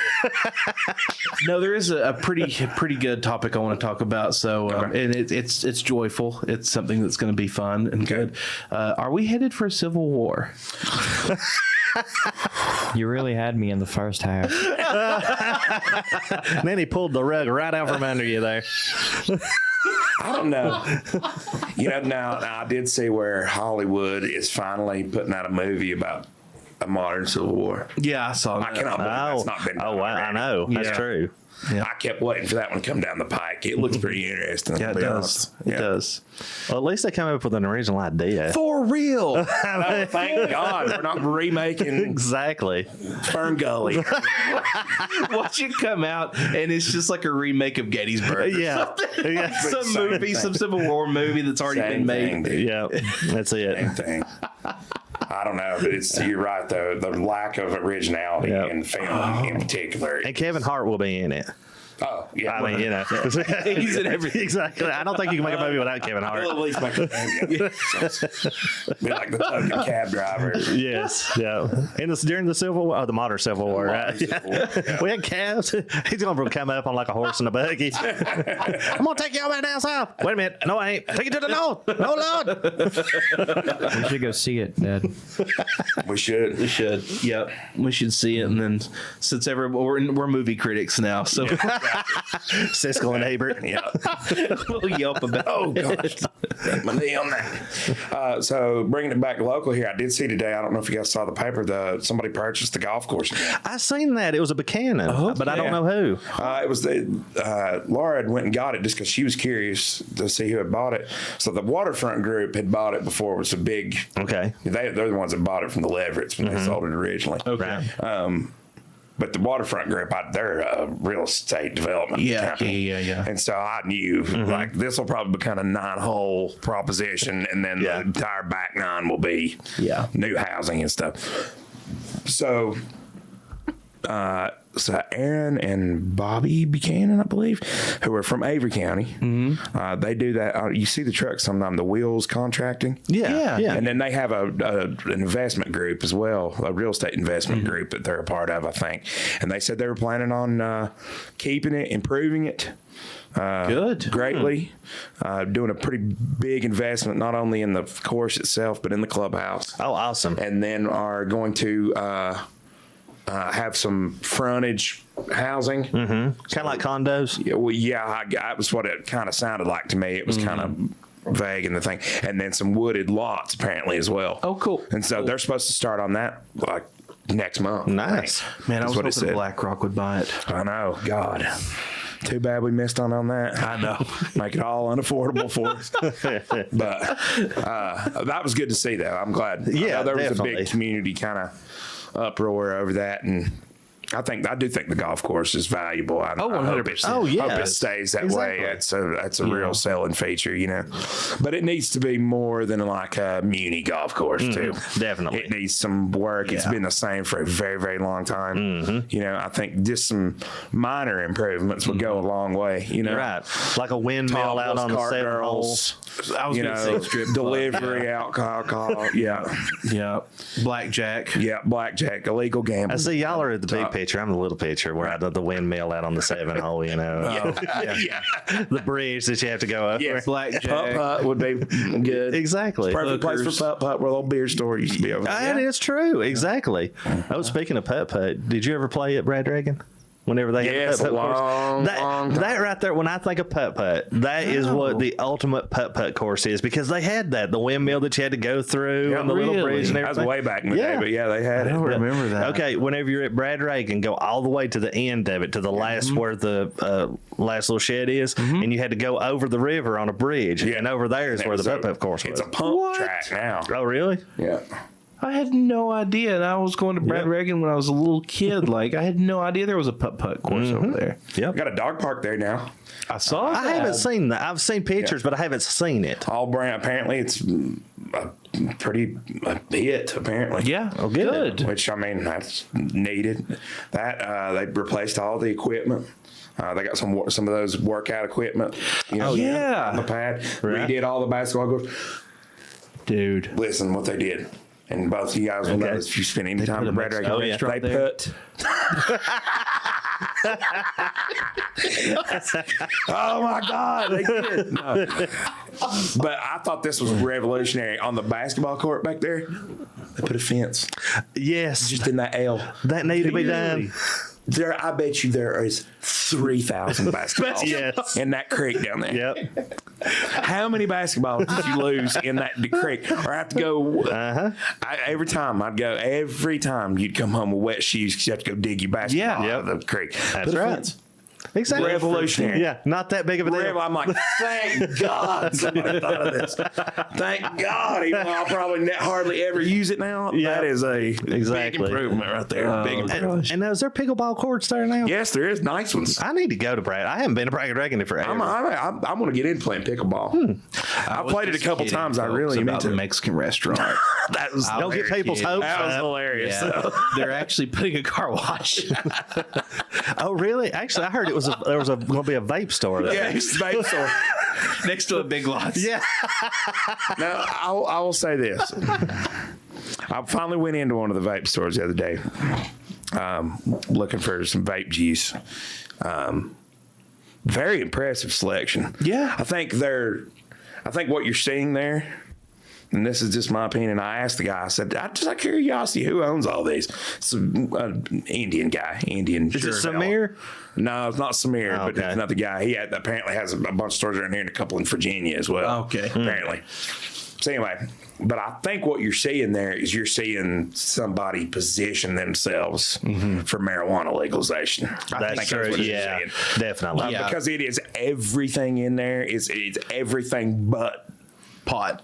Dude. Yeah. And I was like, the other day, I was just driving through Grassy Creek and I was like, oh, never in my wildest dream would I ever have thought the Spruce Pine would have not just one, but multiple head shops. Yeah. Yeah. What is going on here? crazy. And we had the battle of the head shops, because you had that new one and then the other one shut down because they ran them out of business. It's like and then you've got that new one out there, like you're going to Bandana, going to Burnsville. That one just opened up. Yes. That one, he did tell me that one, which I haven't been in there yet.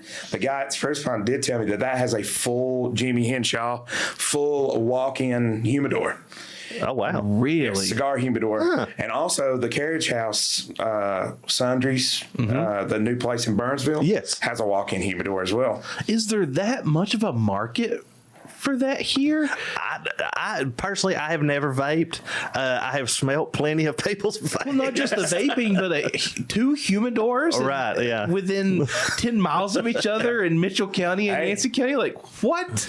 But again, what I think you're saying is you're seeing somebody position themselves. Oh, 100%. Yeah. Marijuana, and which I knew that was going to come. I could see that. Now, I don't know this individual's name that owns these, but I would greatly prefer if you would maybe not put the absolute brightest LED lights known to man.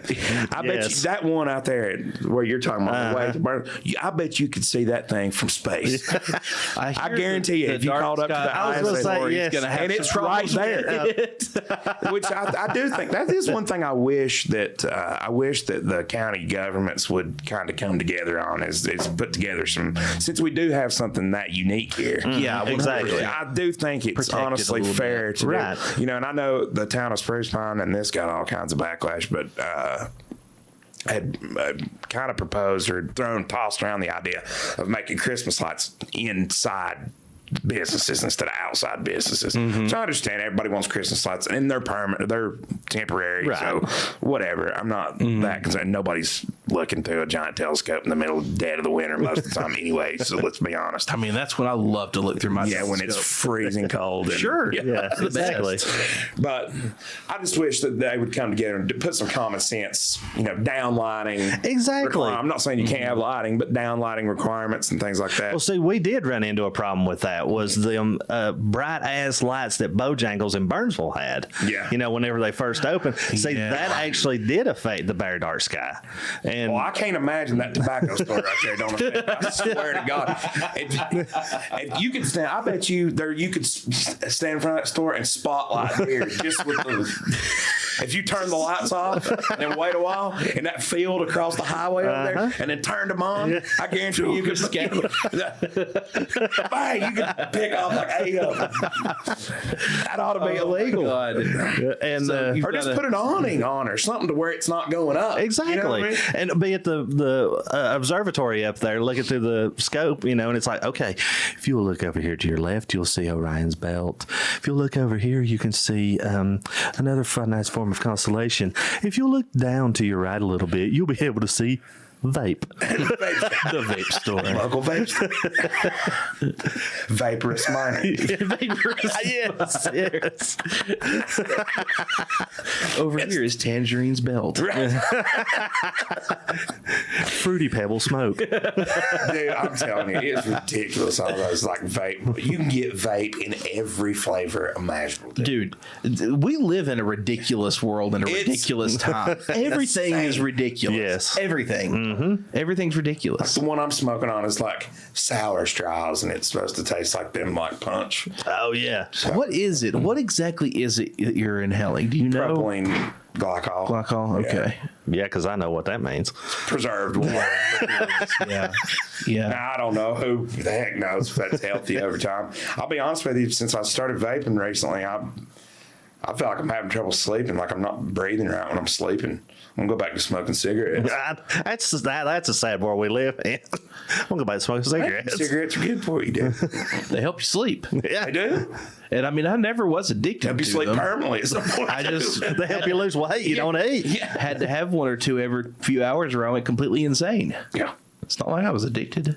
No. Nah. It's healthy. Yeah. Well, the first time I didn't even know what a vape was, and I was working at Ingles, and I walked back in the back, and there was a young stock boy back there, and he blew up a puff of smoke, and I was like, what the hell do I smell Fruity Pebbles? I looked down and he goes, oh, it's my He vape. pulls a cereal box with a nozzle out of his pocket. Dude, they used to be hilariously big. They were like, them sub-on rigs were literally like this. It would be like, why does it look like a freight train coming, dude? It looked like you were downtown Spruce Pine when they do the old coal steam-powered engines or whatever coming through. It's crazy. And the thing with vaping is, with a cigarette, like you smoke one and then you're good for a while. Yeah. Do people puff on vapes 24/7? So you're getting a cost. I mean, it's basically an IV drip of of nicotine. That's why I get the lowest form, because I'm like, I want to be able to hit this thing. And if you get like a 20 milligram, you're going to be like, like Why is the out of why is the word nicotine high, dude? Like overdose. It's awful. Well, that's a whole, again, that's like, I think that's an argument with a lot of drugs is there's no, like, I tell you what scares me to death about my kids is that they will have no frame of reference for like alcohol and stuff. That's the reason I've made a point, like my older son, Drink this beer. yes, please drink that. But no, to at least give them an introduction into that and be like, hey, let's knock the stigma off of it. Let's understand what your tolerance is, because if you don't understand the difference between beer and vodka. Oh, definitely. I mean, I know a guy. We all had to learn that lesson. Yeah, the hard way. But I know a guy who his son nearly died of alcohol poisoning because some of his friends just gave him a bottle of vodka. Here, you'll get drunk, drink that, and he just turned it up. I'm pretty sure I like died of alcohol poisoning at your apartment one time. I'm sure I did too, 3 or 4 times. That was where I learned that whenever you're sitting down, it's a totally different world than when you stand up. Yeah, very much so. I bought a bottle of that because I'm cheap. I've always been cheap, and I bought a fifth of Aristocrat gin. Yeah, I took it over to Josh's, and I was mixing it with orange juice. And I mean, there had to be just like that much left in that bottle, and I was pissed off. I was like, this didn't even get me drunk. That's why you don't buy cheap liquor. And I stood up, and I was like, oh no, and let me tell you, that was I made it home because luckily I lived right across the road from Josh, and literally just walk home. Right. So I get there and I stumble downstairs somehow, and then my poor mother, I'm up chucking at night, and she was so gracious. She took care of me and everything. And of course, this was a Saturday night. Right. So then Sunday morning, I've got a hangover, and she comes and wakes me up. She's like, "We're going to church." I'm like, "I don't feel like it." "Oh, you're going to church." And we had a preacher who usually didn't get too excited and everything. Son, it was hellfire and brimstone that Sunday. Just happened to be And I was like, "Oh, can we please leave?" You're sitting there. Yeah. Everything smelled like pine trees. Yes. I'm telling you, all the experiences you've had, like, you could sit around for an eternity and tell drunk and high stories. Oh, but, yeah, for sure. But, like, I swear I wouldn't take some of them experiences for anything in the world. Some of the funnest times exactly. I've had, Do drugs, children. Yeah. Do drugs. Don't do drugs. Don't do drugs. But In a controlled environment. Yes. I'm not saying drugs, definitely alcohol. Like whenever you're around a bunch of people who will take care of you, which, that's kind of few and far between nowadays. But, like whenever we were hanging out at the apartment. We did all look out for each other. Exactly. Yeah. You weren't going to let nobody drive to Burnsville drunk, No. You'd stay there, just crash on the couch, But, like I said, doing a controlled environment and be, with people. Be responsible. Now, here I am. Mainland Community College does not support drinking. This does not necessarily reflect the views of his employer. Exactly. You need to just put that on the intro. Anything that Jamie Vickers said does not reflect. No. But I don't know. I do think it's important to give frame of reference. Oh, I really 100%. do. I honestly do. 100%. And I think it's a fair question to at least ask whether that's the same way with drugs. It's like, Yeah. I don't know. But it also. Of course, then again, how about just don't do it? Yeah. Right, exactly. Yeah. You don't need. And in a controlled environment, because this is getting ready to throw that out the window. I'm not saying that, We're talking about my apartment like it was a controlled environment. I know. It was a complete free for all. It was just nonsensical insanity. I mean, I'm not talking about we had hookers that we were snorting off of their butts or anything. I mean, you were there. Why didn't you do that, Josh? You were there all the time. Baby. Just say it. Man, I don't even remember. I got married young and had kids young, and I remember there was this. Here, I'll tell you a story. Let me tell you a story. All right. So, Saturday morning, nothing to do. Me and the ex are still together, and we're, back then the big thing was wake up, watch Maury. Okay. On Saturday afternoons, watching one of them, like, Who's the Father episode, Right. whatever. So we're again partaking in some vitamins. There's some, some herbs there. Some herbs around. Yeah, maybe a lot of herbs around. Right. And so I decide I want some hash browns. So I go and I'm watching more, and I'm like, I'll put on a little oil for some hash browns. Take the hash browns out, set them on the can, put a little oil in the pan, turn it up. Get to watching Maury a little too hard. Get caught up on Maury. Oh, no. Fire alarm goes off. Go in kitchen. Grease fire. Oh, goodness. Oh, my God. Grease fire. So I'm like, okay, no big deal. I know. Don't pour water on it. The whole thing. I got it. So I grab it. I'm like freaking out. Like the ex is freaking out. Wife at the time was freaking out. We had a one of her friends that was actually living with us temporarily at the time. Just she was in between like apartments or whatever, and she was there, and. So I'm like, I'm trying to do it, and they're freaking out. I'm trying to do it real carefully or whatever. So I grab it, and thankfully the door is like right there, the outside door to go out the back. So I grab it, and then it's like burning me, so I can go like this, and then some of the oil goes, And so then I'm freaking out, like, I gotta get this out the door, gotta get out the door. So they open the door. I'm like, I can't open the door because it's flaming up, or whatever. So one of them goes past me and opens the door and runs out, and here I come, trip on the door frame. On the door threshold, sill. the threshold of the door. Trip on the door. I'm like, I'm falling. So I'm falling across the porch, and I'm like, what do I do with it? Hot grease goes all over the porch. I fall, hit my shoulder. My left shoulder hits the 4x4 post at the corner of the steps. Go off breaks in half. And the porch is on fire now. The porch is on fire. Breaks in half, and I go into the bush. And second degree burns on my hands. The roommate, the girl that was living with us temporarily at the time, she tells a funny story. She said she called we're in Candler. Okay. So this is out in the country, not like Asheville Fire Department or whatever. So Candler Volunteer Fire Department. She said she called the fire department, and she's like, we have a fire. And they're like, fire? You have a what?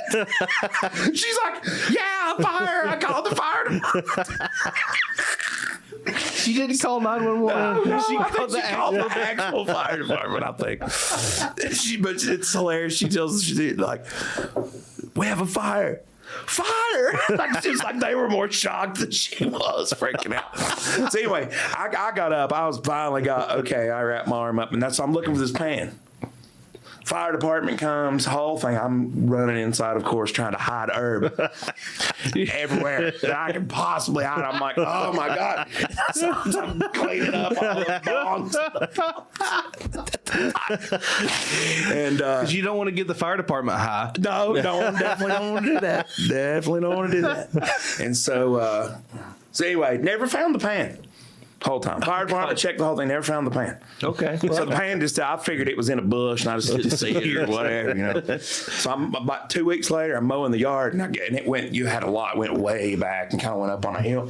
And I went up with the mower, and I turned around and coming back, I got to looking, I was on the roof. I was like, what is that on the roof? So I went and you couldn't see it when you got back towards the house because it was so too far up. Yeah. And so I went and got a ladder, that pan was melted. I tore the pan. It was like 3 shingles. Put a big hole in the roof. There it is. But, oh, man. But it was like my Chris Farley moment. You know what I mean? What the hell was that? That's about the worst one. I've made a lot of mistakes. I'll be honest with you. I've not made a whole lot of mistakes drunk. I get stupid. Yeah. I smoke weed sometimes. I get I can't do it anymore. Yeah. I get so paranoid. I know what you mean. Freaking out.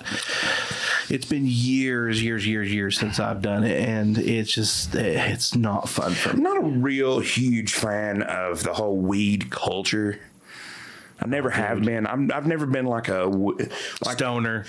Right, yeah, culture, there you and go. the music, the whole thing. I've never been a huge I love fan of it. 311. I was gonna say now. Everybody I says, I love have 311. Yeah, and I love Sublime. You know, I'm talking about like your Fish and your Grateful Dead and all that other stuff. It's not what I'm into. No. Yeah. Widespread Panic. Yes, No. I'm not into that stuff. Not into that stuff. No.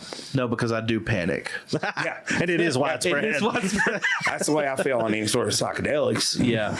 Yeah.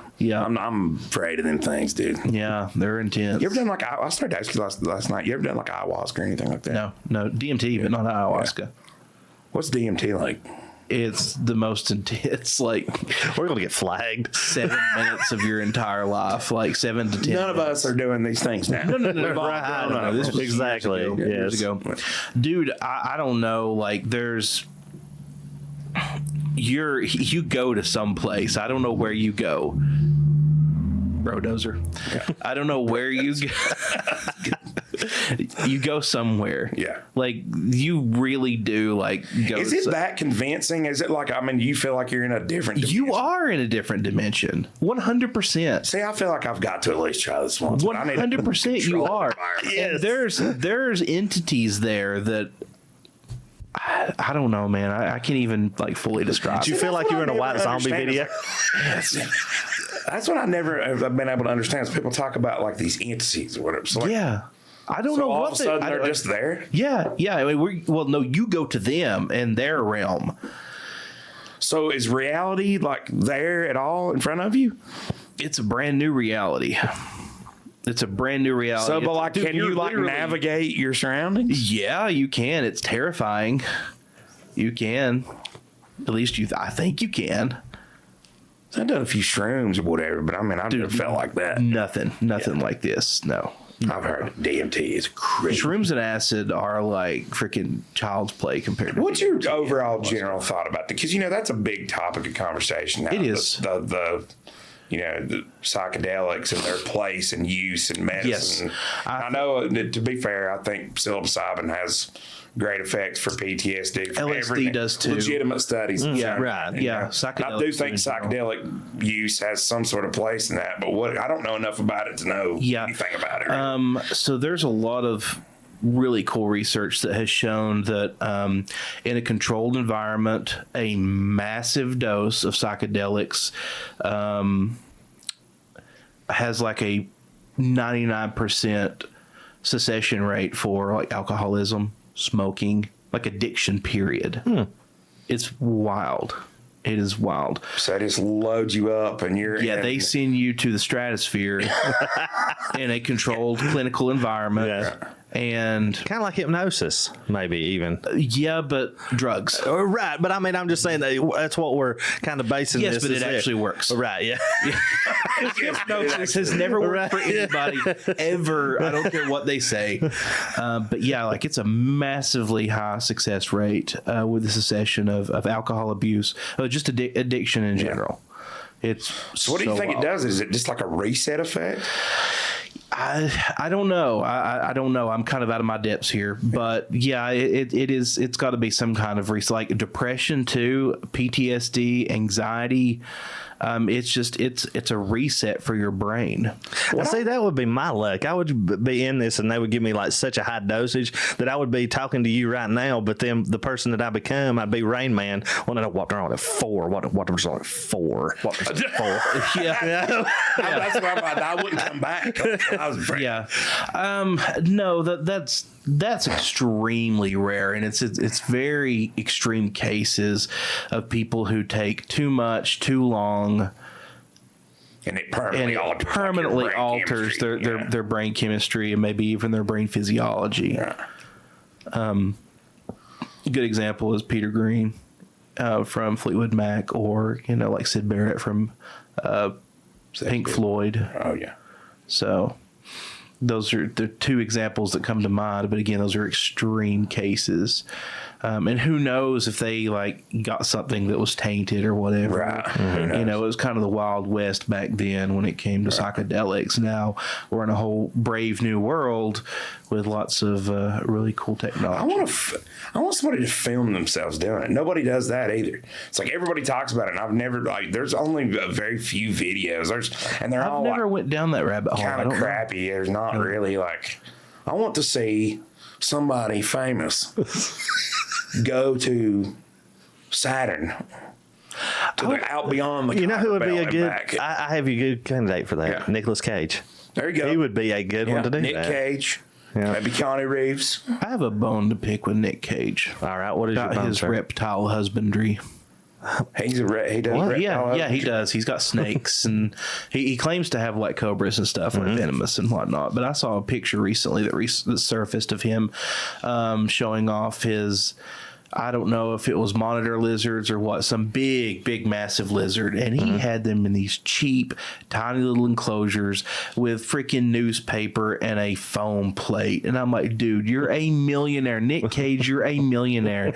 And my snakes are in better husbandry, have better houses and homes than your reptiles do. What are you doing? I keep saying husbandry. I'm thinking he's married to him. That is what they call it. That is, yeah, animal husbandry is how you house them and you know what their living conditions are. And his are in pretty awful living Well, conditions. thank you for telling the rest of the audience, like me, who didn't know that, Yes. and was going out to the really weird stretches there with Rain Man. So- Well, I mean, it is Nick Cage. He's a weirdo. That's true. To begin with. Well, I mean, your daddy, or was it his dad or his uncle? Is Francis Ford Coppola? I have no idea. What? I want to say it's his dad. I'm Really? pretty sure. Mm-hmm. Interesting. It's either his dad or his uncle. I can't remember. Jamie, which. look that up. This is Jamie? Jamie. That's not I know. what. Look it up, J-Mo. Pull it up, J-Mo. What am I Googling? No, I'm just kidding. Book him, Dano. Welcome, Dano. Shoot, I was going to say something about that. I forgot what I was going to say. Crap. But yeah, he did go on. He went on one of the late night talk shows a while back. It's been several years ago, and talked about watching his king cobras and how they want to eat him and whatnot. And I'm like, dude, no king cobra wants to eat you. You're too big. They may want to kill you. That's highly likely, but they're not going to try and eat you. Like, what are you doing? This guy's crazy. With all his snakes? Yeah. Oh, yeah, I know. He stood me up there. Did he take you out there earlier? No, See the the last new time ones? I was here. Yeah. And I hadn't seen the new ones. Oh, God. Now he's really got Yeah. going on out there. Yeah. But to your credit, you do it the right way. Well, thank you. If there's a right Yes. way to be Oh, definitely. a right way for it to be done, you're doing Yeah. it the right way. Well, thank you. Even though I did get accosted by a dragon earlier. You did. Me and him know each other on a whole different level now. Dude, yeah. Or just be glad he didn't spit fire on you. It's, you know, it could always be. it could be worse. I mean, he could burn the house down at any moment. He does breathe fire. After all, he is a You dragon. have Game of Thrones up in here. That'd be great. Only if the chick is riding it, though. Right. 'Cause that would right. be even better. I'm just glad winter's on the way out and not coming. Yes, because that was I am beautiful today. sick of Oh, it's winter. gorgeous today. And Yeah. all the trees are starting to bud. You can really see them now. Yes. I know. Even has sprung. You know how I knew spring? You always see the robins and everything. I had a Westphere sighting today. Oh, That's when you know spring is coming. Oh, yeah? Cornelius. Cornelius, Yes. Gotcha. Alexander, Yeah. Westphere. Josh knows why I did Yeah, that. I do. It ruined my plans for this podcast, but that's okay. We'll do that next time. That'll be the next topic. You know what they say, though? Shakespeare said it right. Beware the Ides of March. That's true. Yeah, I know. And we're in them right now. Today's We the are. 13th. Yep. So, And what is it? In like a line, out like a lamp. No, I reversed that. Out like hell. I don't know. You know what I'm saying? we Suit can let makes that the man. Punxsutawney Phil, that rodent that claims to know the weather. Screw that guy. Yes. I don't believe anything that punk says. Okay, now I'm completely agnostic to any of this. Tell me, please tell me. You know, Punxsutawney Groundhog Phil. Day. Yeah. Yeah. Okay. They grab him by the. What? Oh yeah. I was saying. No, you're thinking about them dropping the possum in North Carolina on New Year's Eve. Oh yeah, that possum drop. Yeah, that's another one. Oh heavens forbid we drop a possum. Yeah. Here's a weird thing you may not know. Possums in Australia are gorgeous. They're not the mangy. What happened to ours? Yeah. Hell, I don't know. They got cracked out. They got meth. Come back. Speaking of that, they did too many psychedelics.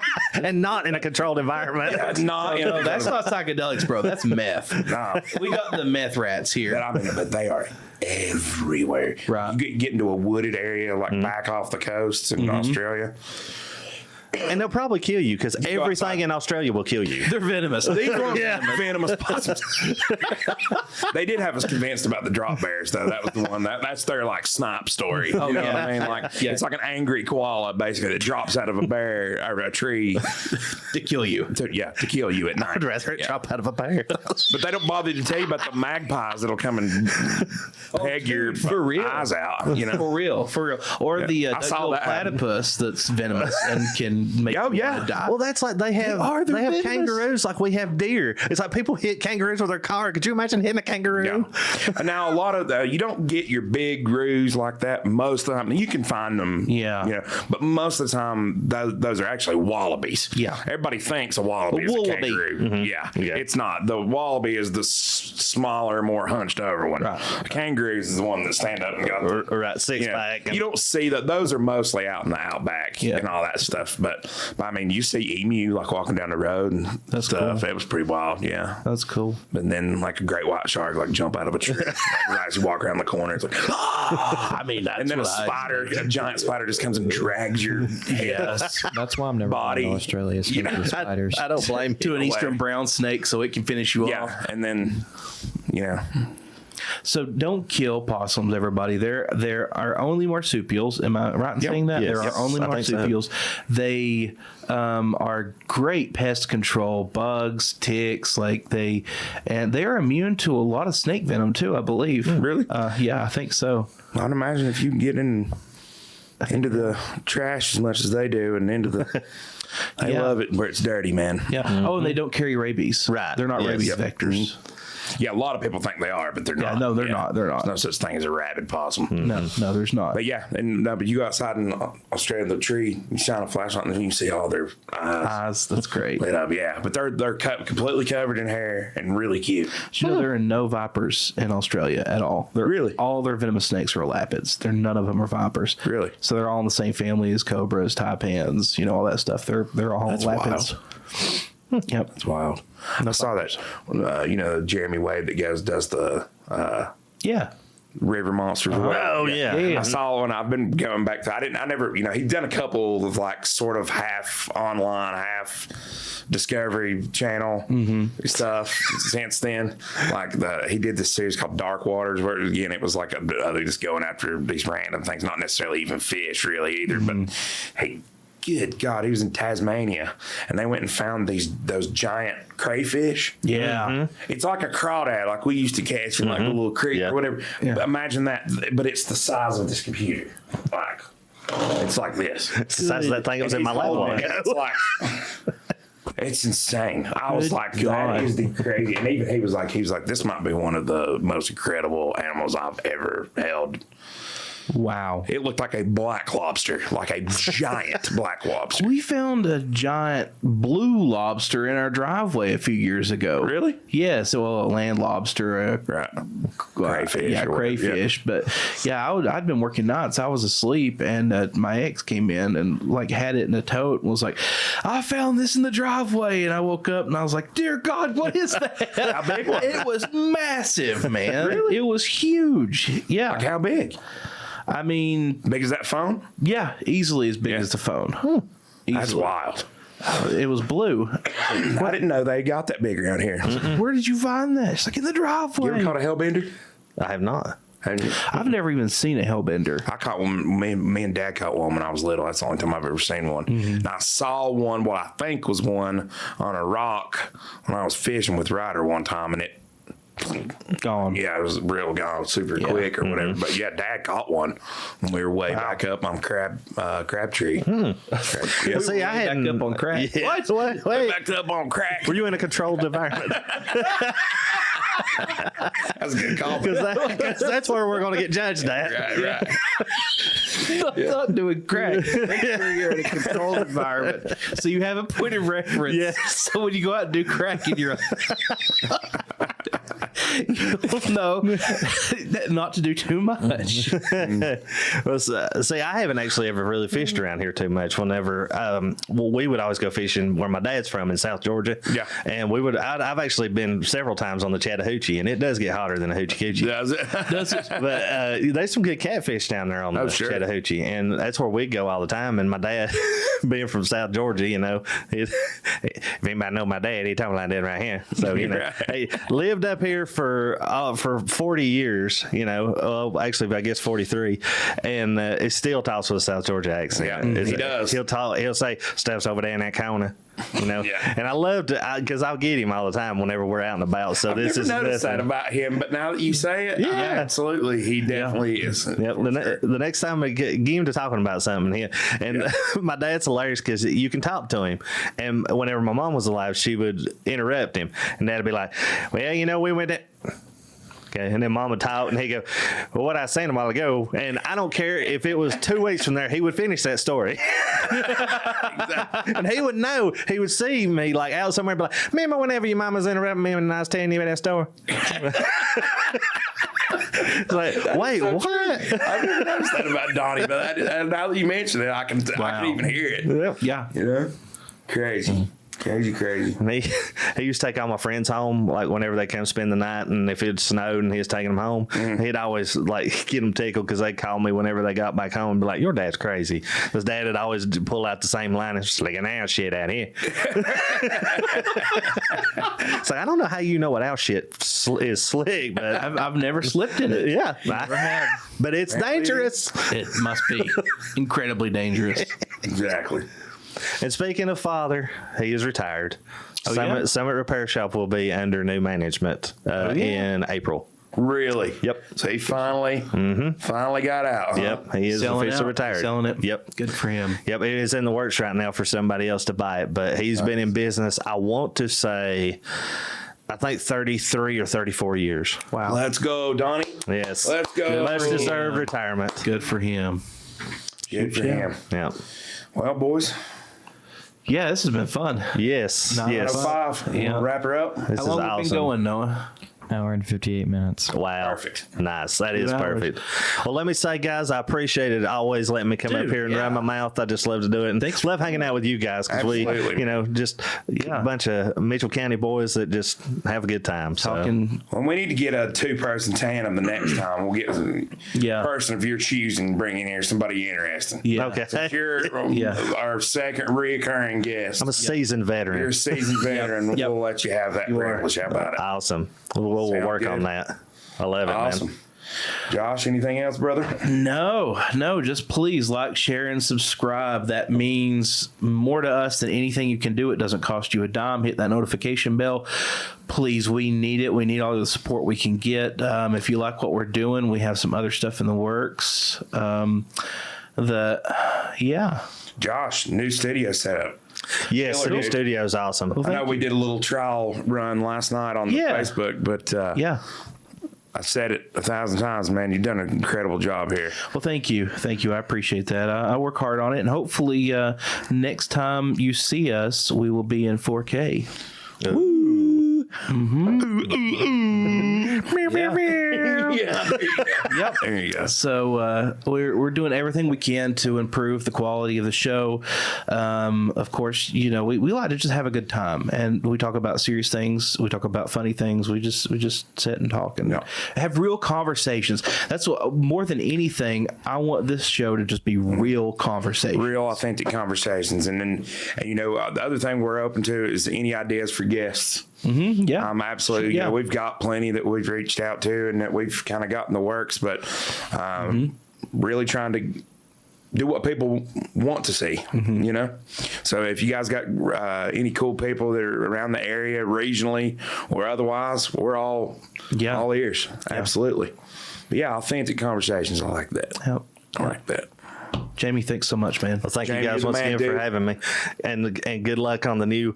Wait a minute, let me get it right. Let's see. I know it's small. Oh, congratulations on the new Small Town America podcast. Appreciate it, Jamie Vickers. Thanks, brother. Thanks, Noah. We appreciate you. Yes. Anytime. I'd be here all week. You will be. Yep, you will be here all week. Yep. All right, everybody.